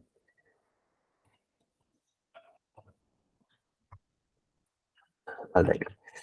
So yeah, so in the products adding page, we will need to basically create a input for all of these. So let me just remove this, and we'll start with the name. So from group, and then here we'll have the label and the input for the product name. So ID we don't have to input from the user because it is auto generated, but then we'll input the name. Then we'll input the price, and here the instead of type equals text, for the price we will have type equals number, because price usually can only be a number. And yeah, the name will be price and the ID will be price, and price is also a required field. So we'll close this. We'll close this div, and then we'll have the input for, so we don't need the input for the category ID, but we will actually have a drop down for the categories. Instead of asking what is the category ID, we'll let them choose from a drop down what category they want to select from. So we will have a category here. So from group, and then here we will have the category. And then, so okay, this is a little bit complicated how we are doing it, but then what we do is we get the category, right? So we, from the routes, we have the category which they are adding into. So we have already the category that they are in, but we also need the other categories to show the user. So they need to see what other possibilities there are. So how we do it is we're using a drop down here. So in HTML, a drop down is created using the select tag, and then each option of the drop down is given using the option tag. So what we're doing is we're creating a select tag for the category ID, and then we pass the all the categories to it. So not just this category, but then also all the categories. So this is simply a query all. And why we are doing this because is so that the user can see all the names of the categories. So now that we have all the categories, so let me change this name to cat.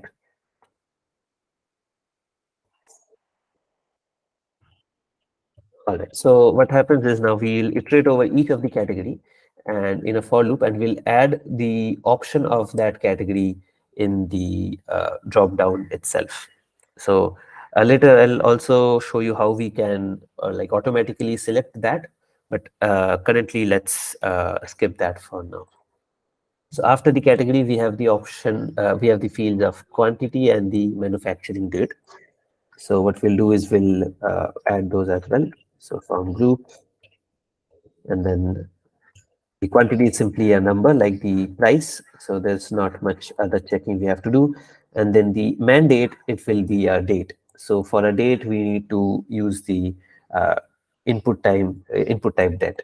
So let's see how we can do this. In here, we will have the label for date, or let's say mandate, and we will call it manufacturing date.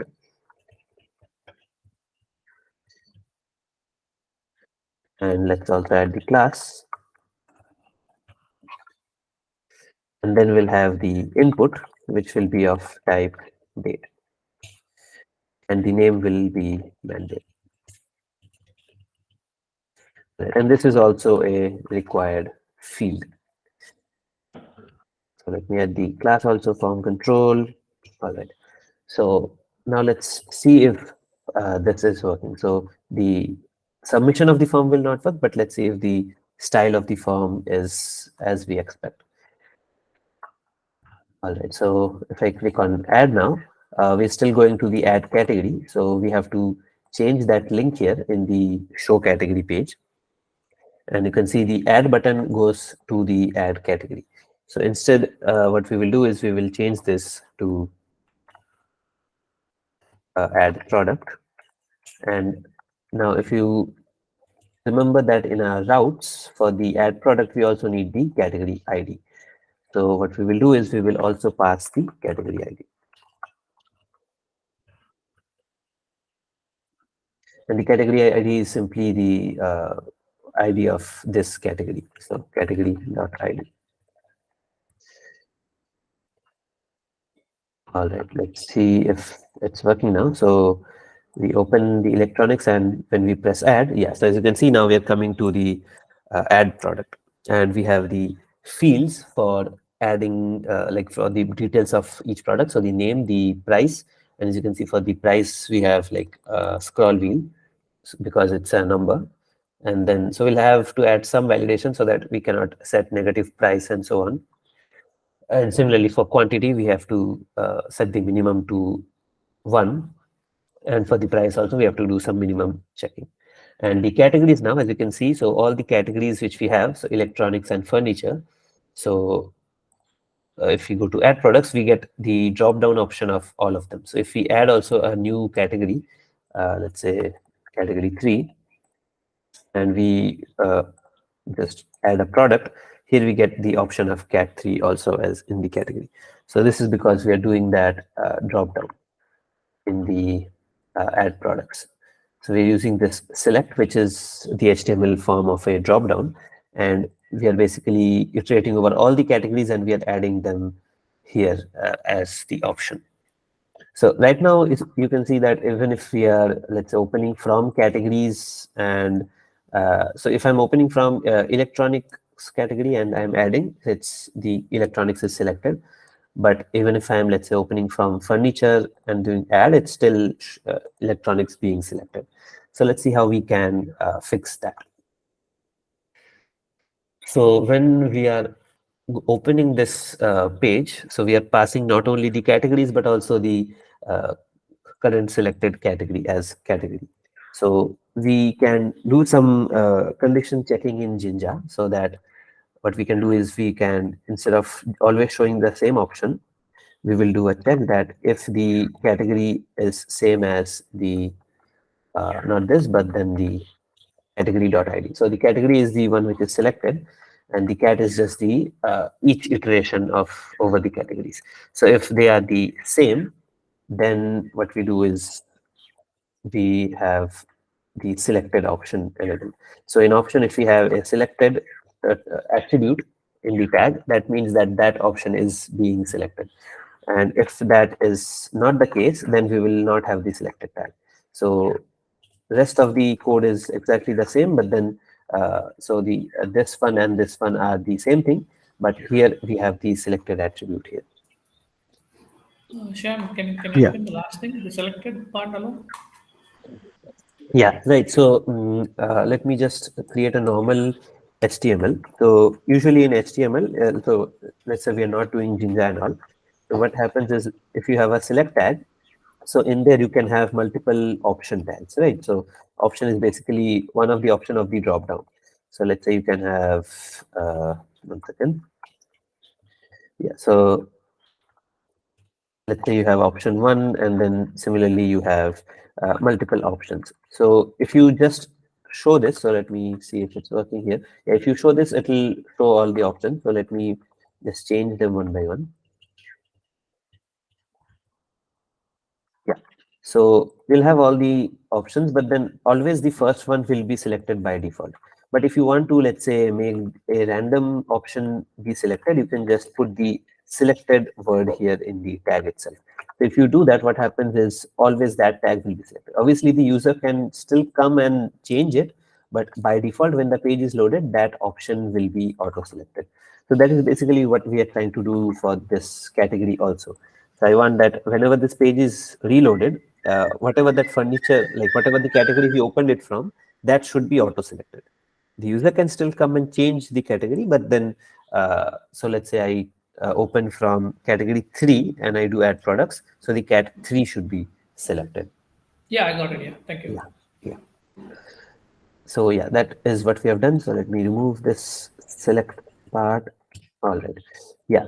So what we have done is we have gone over each category, and if that is same as the one which we came from, we are just marking that as selected.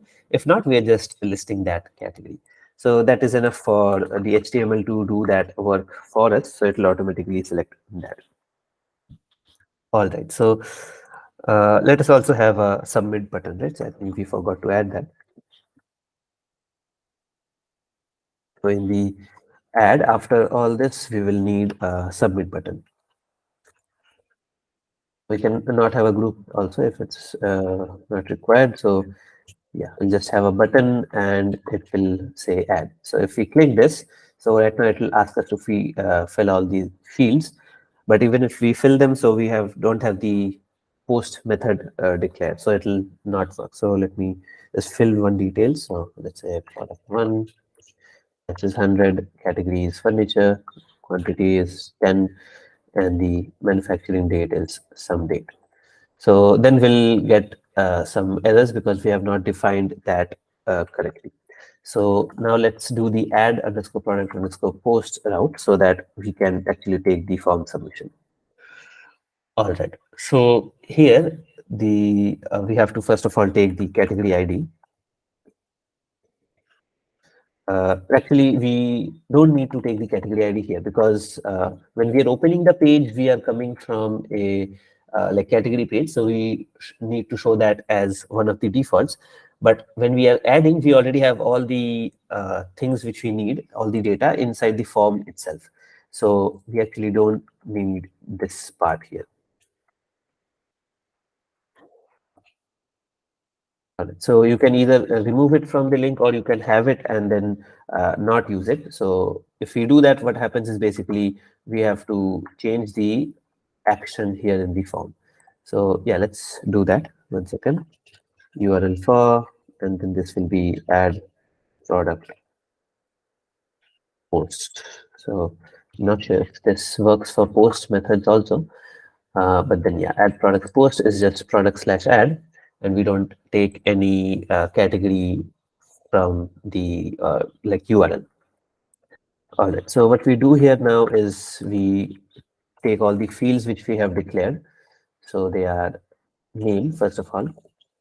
So we take that from the request, and then simply we take the price and the category. So the name of this is category ID. So we take the category ID, and then we have the quantity,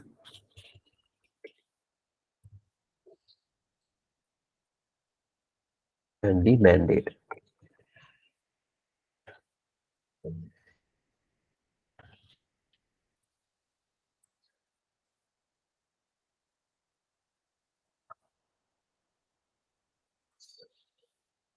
All right, so we have now fetched all the details of the product which we need to add.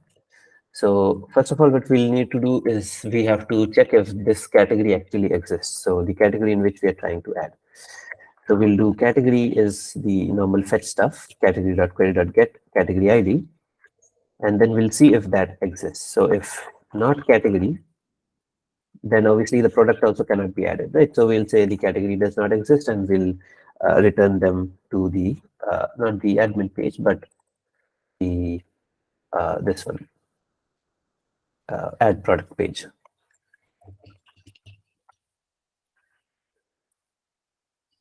And actually, yeah, if we are returning them to the page, we also need the category ID, right? So yeah, let's take that in the link itself. Yeah.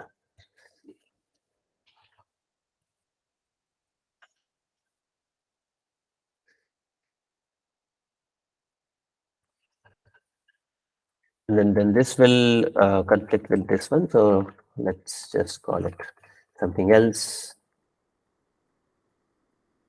All right. So what we do now is we will return them, or one thing we can do, yeah, sorry for the confusion. So I think it's better if we not take it and then we just simply return them to this category ID, which they have submitted. So even if they came from, let's say, the page of furniture, but then they decided to add the product to electronics, so we'll return them to the page of electronics itself. Yeah, I think that's better. So we do category ID equals this category ID. All right. So if the category is not valid, we basically send them back. But then, yeah, if the category is not valid, then this page will also not work. So Yeah, actually, it's better to send them back to admin itself. My bad. All right. So now we have the category that is a valid category. So we can now do all the checking for the other things also. So let's say if you have a limit of the number of characters in name, you can do that checking. You can also do the checking for the price. So if it's greater than zero or not. And obviously before that, we also have to do the basic checking. So if not name or not price or not quantity or not mandate, and we simply say that please fill all the fields. But then if all the fields are filled, then first of all, let's typecast all the values to their correct data type. So quantity is not a string, but a integer. And similarly, price is not a string, but a float. So we'll do these typecasting. And here also, we also have to do some validation. So you can skip this part if you want, but then what happens is people can still type some number instead of some quantity, right? So what we can do is we put it inside a try catch block. And we basically, if there's a value error in typecasting, we will again give them some error. So we'll tell them, so you've given some invalid quantity or price, and then we will redirect them back. All right. So once the quantity and price is done, we will also need to typecast the manufacturing date. So I'll do this later, but then now let's try to add the product. So what we will do is we will do product is a new product, and we will give it all the attributes. So name is name, price is price, and instead of telling category ID, we will just say category is the category, because we already have that category object with us. And then similarly, we will give the quantity and the mandate.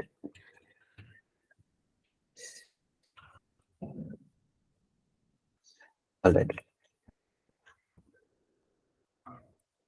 So once we have created the object, we also need to add this to the database. So we will do db.session.add product and db.session.commit. And then finally, we need to show them some message that we have successfully added the product, and then we redirect them back to the admin page. Or we can redirect them back to the show page of that category. So that is also possible. And we'll give the category ID. So there may be some mistakes in this. So let's see if it's working now. So let's say if I add this method not allowed, because oh, we have not reloaded the page. So that link was still the old one. So let's see if it's working now. So let's say the price is 100, the category is furniture, quantity is 10, and the date is some date. All right, so we're getting some error, which is date only types accepts Python date object, right? So this is because we have typecasted the quantity and the price into the respective fields, but then not the manufacturing date. So let's see how we can convert a string into a date. So we can simply search convert string into date in Python, and usually you have to use the strf time or strp time. I forget which one is which. So one is to convert from date to string, and one is to convert from string to date. So yeah, for this we need to use the strp time, and for the other way it will be strf time. So yeah, we simply use the datetime.strp time, and we have to give some format also. So let's just use this one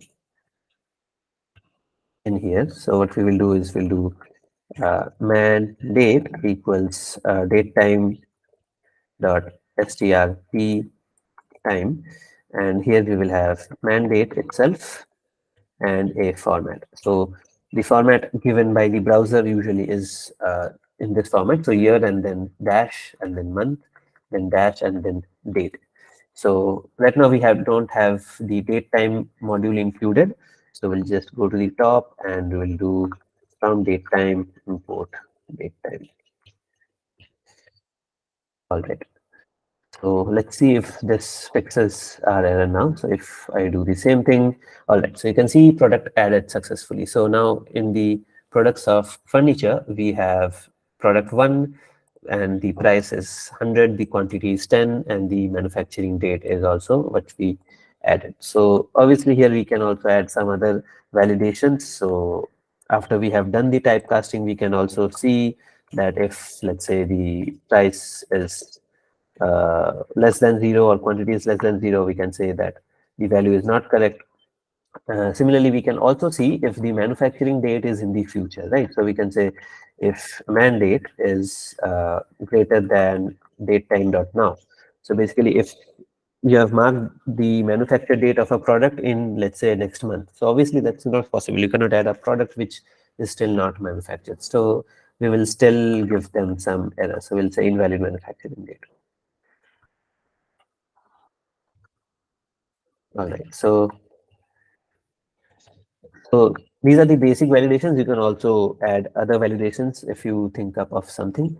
So let me just add some other product and see if it works. So let's say product 2, and I give the price as negative and the quantity as negative and the manufacture date in the future.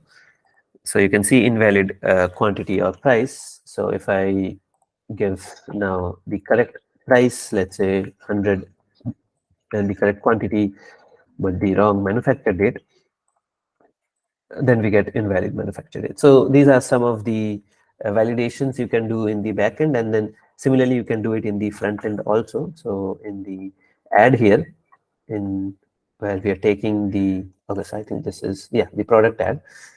So in the quantity, what you can do is you can also set the min and the max. So we can say the min is 1 and max, maybe we can have some limit or we can leave it unbounded also. And then similarly for price, you can say that the min price is 1. So what this will do is it will not let you even it will not let you go down than 1. If you do, let's say, minus 10, so it will not let you do it. So it will give you that value must be greater than 1. So it will not even let you submit the form. So you can do the front end validations, but then obviously we also have to do it in the backend also, just for security. All right, so we have done the showing of the products and we've also done the addition of the products. So this one was a little longer and bigger than the categories one because there were multiple fields and we had to do multiple types of validations and typecasting. So let's just take some time to parse through all this and understand everything. So just let me know if there is something which is confusing or you didn't understand in this.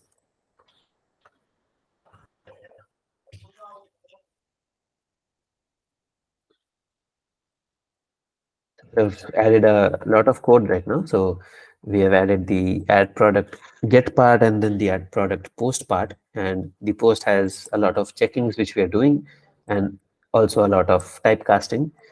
So, and we are doing it inside a try block because if the typecast fails, it will basically throw an error, right? So it will crash our server. So I don't want to crash the server. I'll just catch the error and then I will tell the user that you have done something wrong instead of crashing a server. All right. And then we've also made some changes here. Yeah, that's all the changes we have.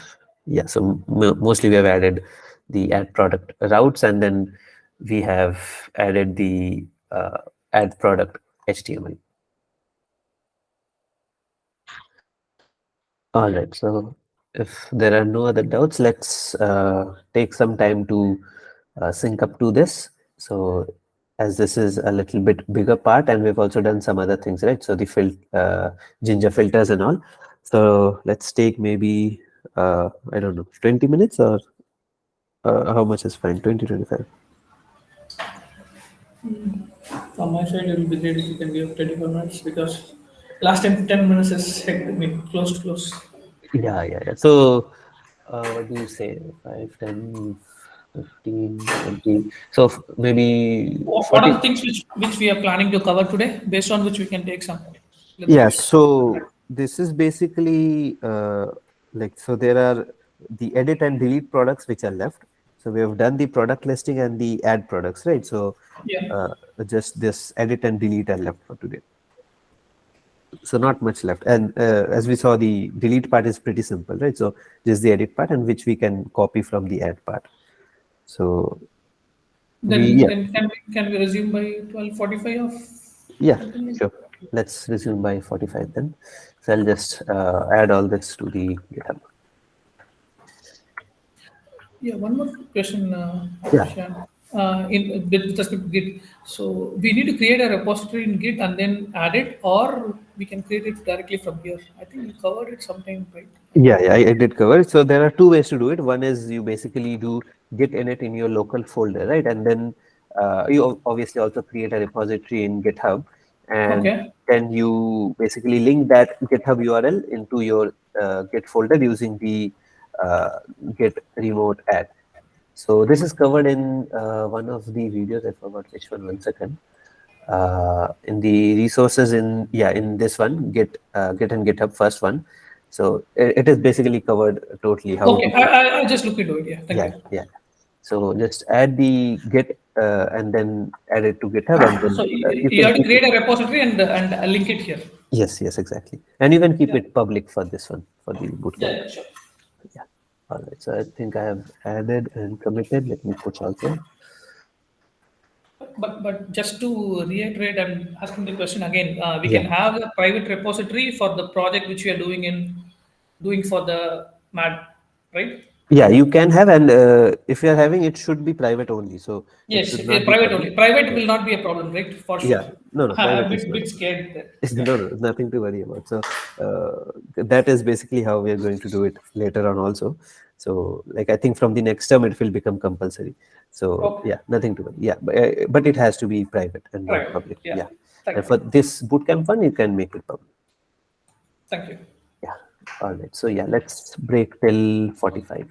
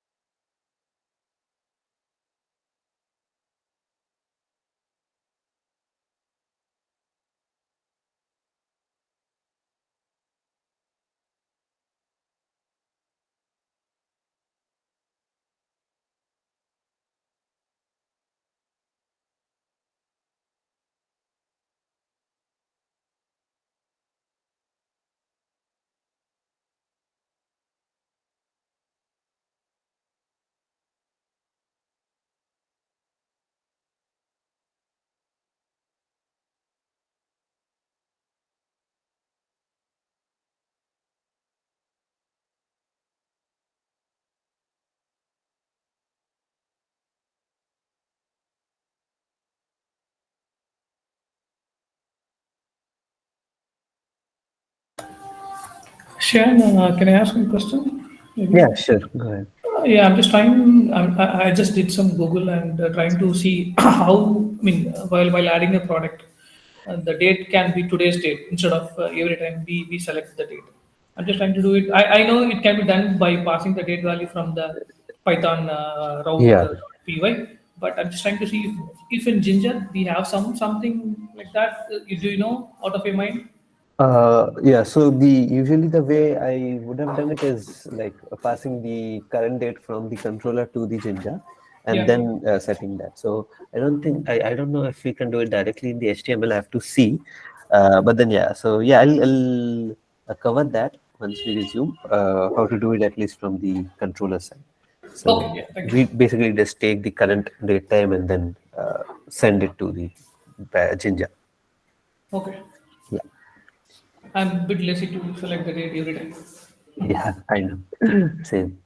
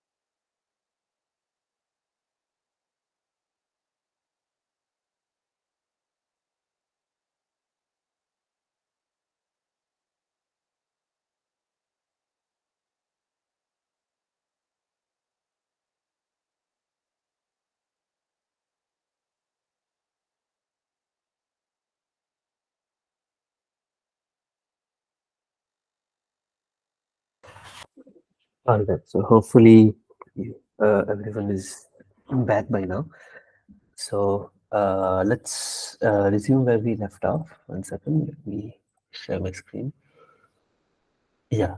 So I don't know if all of you were there, but then in between, we were having a discussion about how to set the defaults, right? So let's say we are in electronics and I want to add. So how do we set the default of price to 1, let's say quantity to 1, and the manufacturing date to the current date, so that we don't have to select every time? So the first two is pretty simple. So what we can do is we can basically come here, and the min is 1. We can also set the value is 1.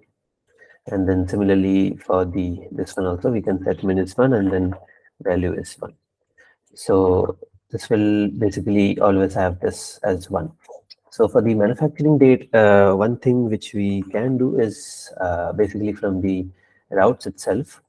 So when we are calling the add, like the get request of add, so we can basically get the current date. So now is datetime dot now, and we can basically so the this is a datetime object, but then we just need a string representation of it.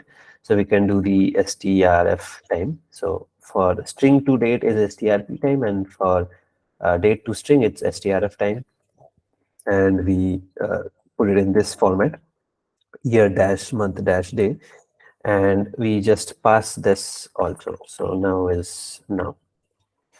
So here if we see the manufacturing date, let me try to find where it is. Yeah, so what we can do is along with all this, we can have the default value, which is value equals now. And I think we can also directly do it here using datetime. 1 second, how did we do it? Yeah, datetime dot now, datetime dot now dot strf time. I'll see if this works. Otherwise, we'll use the one which we passed. So yeah, if we come here and we add, all right. So datetime is undefined, right? So instead of using that, we will just use the now which we passed.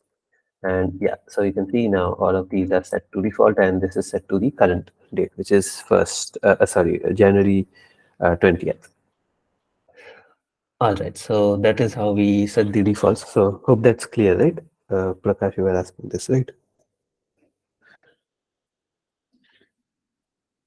Yes, yeah, yeah. Yeah, Okay. yeah. All right. So now, as you can see, the number of products which we added earlier, like in the morning, right? That is also working. So we can see furniture has 2 products, where so like product one and then a random product, and then let's say I add another product, and so I came here from the furniture itself, and I press the add in furniture. So the category is set to furniture, but let's say I change it now to electronics and just give any name, and then I add it. So we will then be redirected to the electronics page instead of the furniture page. And if I go to the home now, we can see we have number of products 1 in electronics. So the categories part is totally done, and in the products part, we have done the listing and the addition. So now let's also do the edit part as well. So the edit will be very similar to add.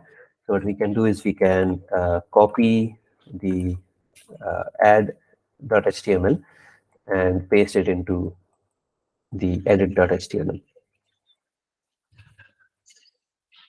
All right, and just let's make some changes. So instead of add product, it will be edit product. And here also instead of add product, it will be edit product. But then all these will be the same, product name and all.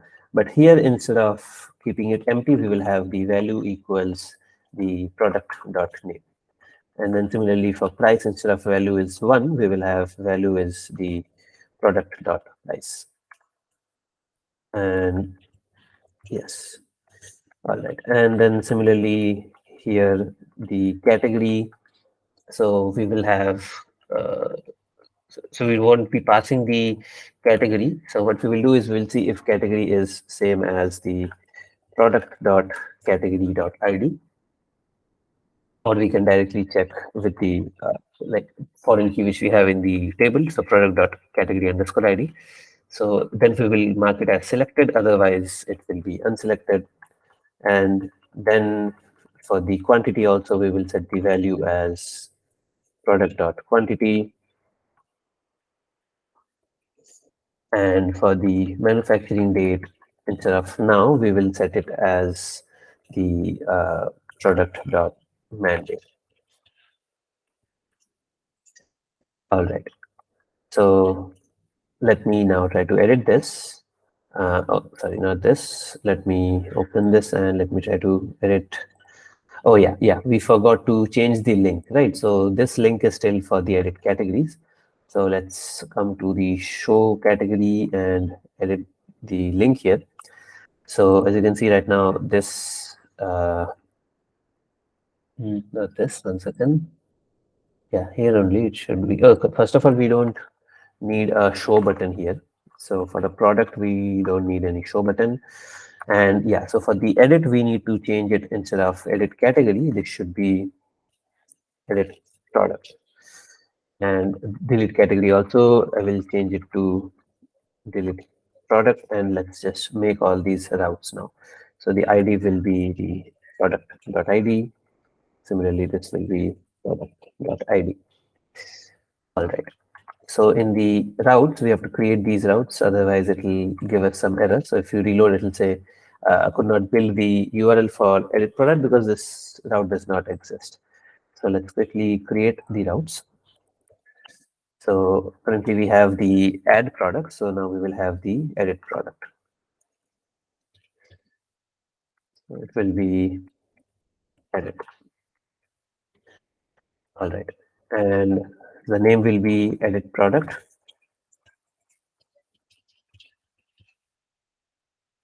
And we will get the ID.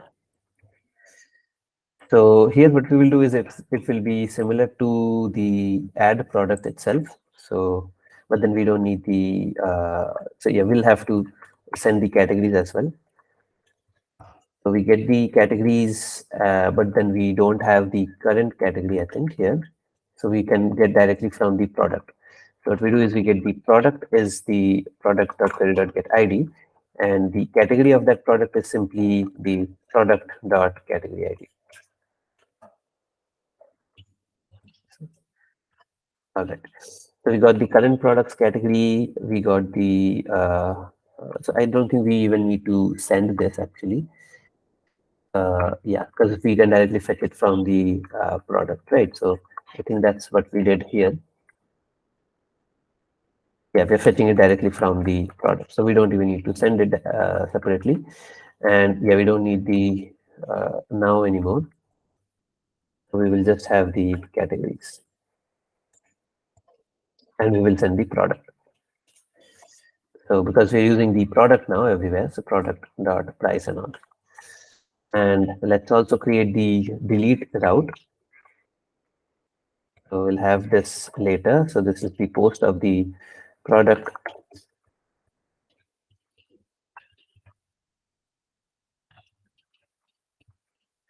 Now let me just keep it empty and let me create the delete route. All right. And return something. All right. So if I reload now, yeah, you can see we have the edit and delete.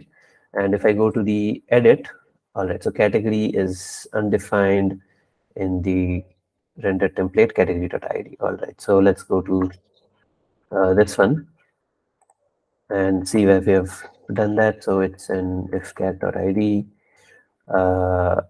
I think I didn't save this or something.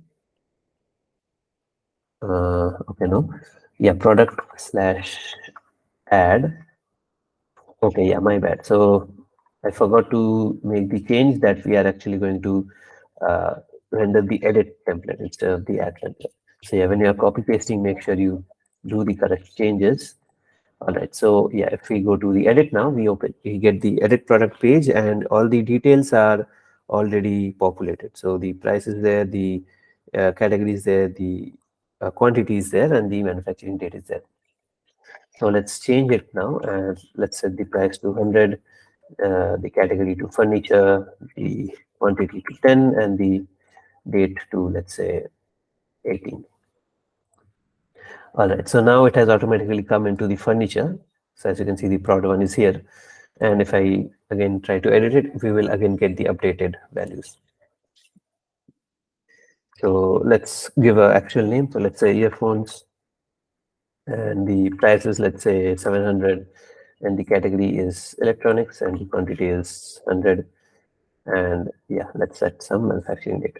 Yeah, so the edit and the add both are now working. So the edit was basically similar to add, so we just changed a few things, and we have to set the actually, yeah, we have to make this change. So I think the way it's working now is it's calling the add instead of the edit. So let me just change that.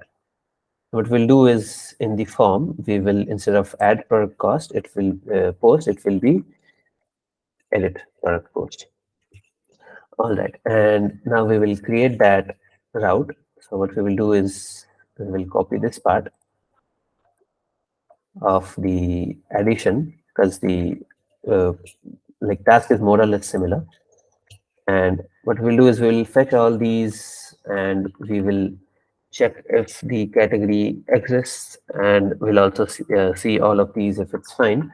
But then in the end, instead of creating the product, what we will do is we will get the product first. So we will do product.get, which is already existing, product.query.get, and then we will just update all the values. So we will do product.name is name, and then similarly product.price is price, quantity is quantity, category is category, and the manufacturing date.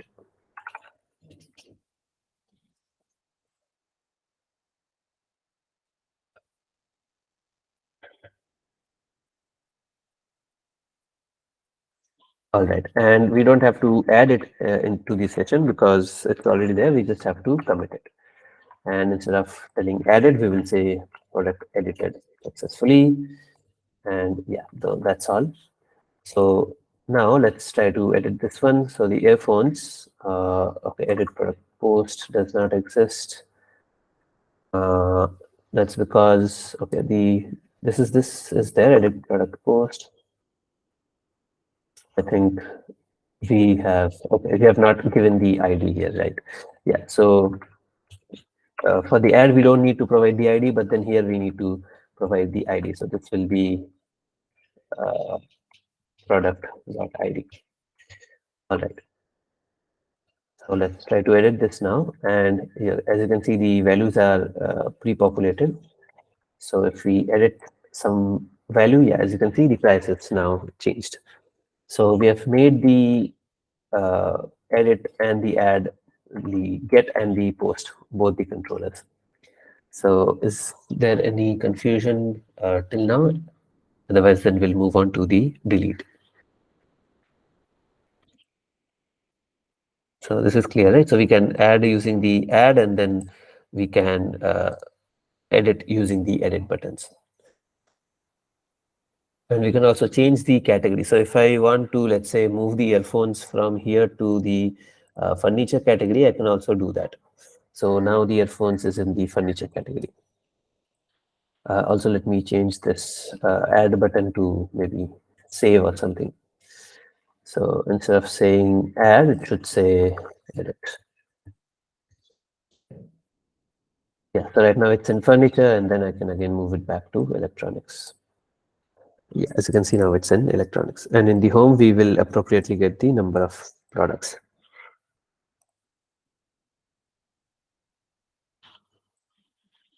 Yeah, so now we will work on creating the delete page. So just let me know if the edit part is clear.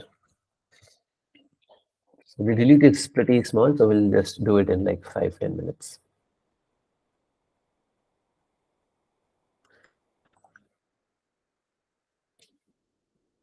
All right. So yeah, so for the deleting of a product, what we need to do is basically similar to what we did for the category. So we will just copy the delete of the category,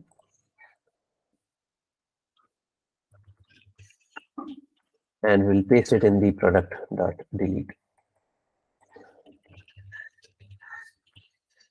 and we'll just make it delete product, and this also will be delete product.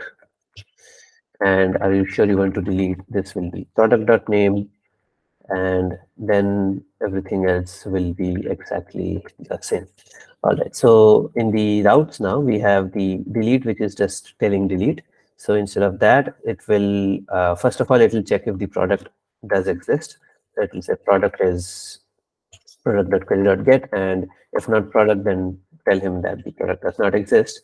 But if it does, then we will simply render the delete template, and we will pass the product to it. And for the post of the product, it will be basically the same as the category delete. So what we will do is, let's say, delete product post. And here also we'll check the if the product actually exists. And if it does, then we simply delete that. So we do db.session.delete product and db.commit. Sorry, db.session.commit.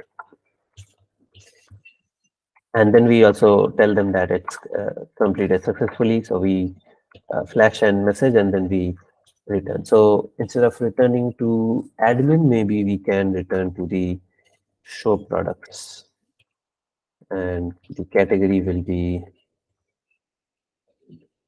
all right. So show products needs the category ID of the product, but then we have deleted that. So let me just store it before we delete it.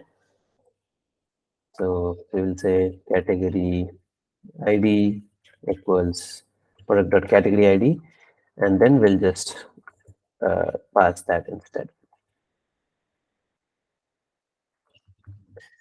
All right, so let's see if it's working. So we have this product which we want to delete.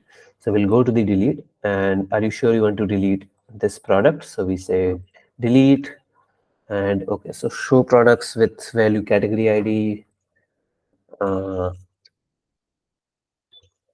Okay, yeah, so this is actually show categories, my bad.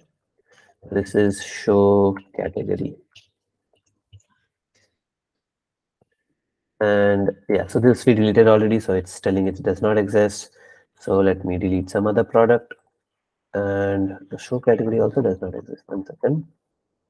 So the name of the function was yeah, show category only. Show category ID. Okay, so I've passed it as category ID. Instead, this should be ID. So we have to make sure that the name of the argument is same as what is given in the function definition. All right. So let me now delete this one, and yeah, so it's working fine now. So the product deleted successfully, and it's gone. So if I delete some product, it will be deleted, and then if I add some product, so let's say in the furniture we have chair. So if I add it, it will be added. All right. So now we have done the create, read, update, delete of both the categories and the products. So the admin part is basically done from like the core requirements point of view. So the only thing that the admin needs to be able to do is the CRUD. So the CRUD of the, one second, let me find where I was discussing it. Yeah. So the CRUD of the products and then the CRUD of the categories, the two things which the admin needs to do. So tomorrow we'll basically do a little bit of styling and a few other small like optional features, because tomorrow is Sunday, right? So I don't want to burden tomorrow's session too much. And then Monday we'll do the user homepage and then the other things in the user login page. All right. So any doubts in all the things like which we have done today, right? So we have done a lot of things. We have done entire CRUD of categories and products. So anything that is confusing or you didn't understand in this? I'm good, Shyam. Thank you. Yeah. All right. Then just let me know if there's anything you want to discuss. Otherwise, let's then. So this is basically all that we have to do for today. So I'll push this and you can sync up to this after the session also. So let's now open for doubts if you have any. Let me see if I have to cover anything else. Yeah, so that's all we have to cover for today. So what we'll do is we'll keep tomorrow's session light. So tomorrow we will cover a few CSS things. So how do we style our pages, right? So right now, as you saw, we use Bootstrap to make the components look half decent, but then the placement of the components are all over the place. So we will basically polish everything up of the admin page tomorrow so that everything looks a little better than how it is now. And we'll also catch up on some other optional things. So things like validations and styling and something other than this. And then from Monday, so Monday and Tuesday, the last 2 days, we will work on the user page. We will also cover APIs, right? Yeah, yeah. So Tuesday at the end, we can cover API, or if you want, we can cover API tomorrow also, because tomorrow we will be covering all the optional stuff. So Okay. yeah, I'll go over the basics of API tomorrow, and the how to implement it, we can do it on the last day. Can we create a conditional rendering in products category? Like if category is a food product, ad page will give a expiry date box. Uh, yeah, you can do that. So, but then you have to basically hard code the name of the category, right? So you have to say if the name of the category is food, or at least contains something called food, then there's basically you will have another column in the database, and you will give the user the ability to fill that form. So you'll have another form input. Yeah, you can definitely do that, but then I'll say it will become a little bit too complicated. We can create a checkbox in category for food. Yeah. So what we can do is in the category. So in the category, so not food, we can basically, let's say, create a checkbox for perishables. So this is something that can expire. So usually that's called perishables. So maybe for food, maybe for groceries also. So anything related to that, we can check that checkbox. And then while adding a product, we will see if the product is being added to a category that is a perishable. Then we will also show them the expiry date option. So yeah, we can do that. So we'll have to add one column in the product table for that, which will store the expiry date, which will be nullable because for some products it will be null. And then we'll have to add one attribute in the categories categories, which will store whether that category is a perishable or not. Yeah, so great doubt, Tanushya. We can do that. And yes, I think that will be enough for doing that. If you want, you can also like basically show some other details also there.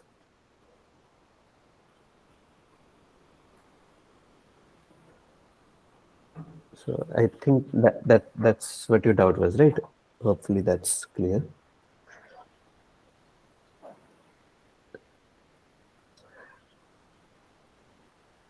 All right, so let's do something. So let's tomorrow try out all the suggestions which we have, like things like this, the perishable things maybe we can try out. And the APIs, I'll just cover the basics and what APIs are. And then the implementation, well, let's do it on Tuesday at the end. And we'll also do all the styling and stuff. So tomorrow, let's keep it for all the optional stuff. All right, so yeah, do let me know if there are any doubts in today's session. I Yeah. I don't have any doubts in the session, but still I didn't receive the bootcamp for Mat 2. If you can, already wrote a mail to the support team. If you Yeah, can, yeah, if I you know, have forwarded your details. Let me just ping them again to ask for the updates. 1 second.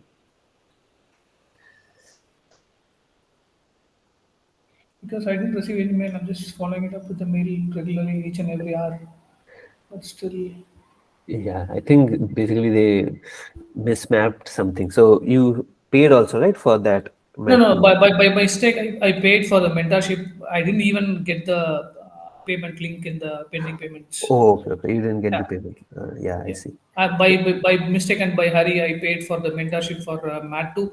By also, I just requested to Revert that. Yeah, I revert think the. Yeah. that will. Yeah, I I didn't think. get the mail reply even for that, but I'm just waiting since I sent that mail yesterday only.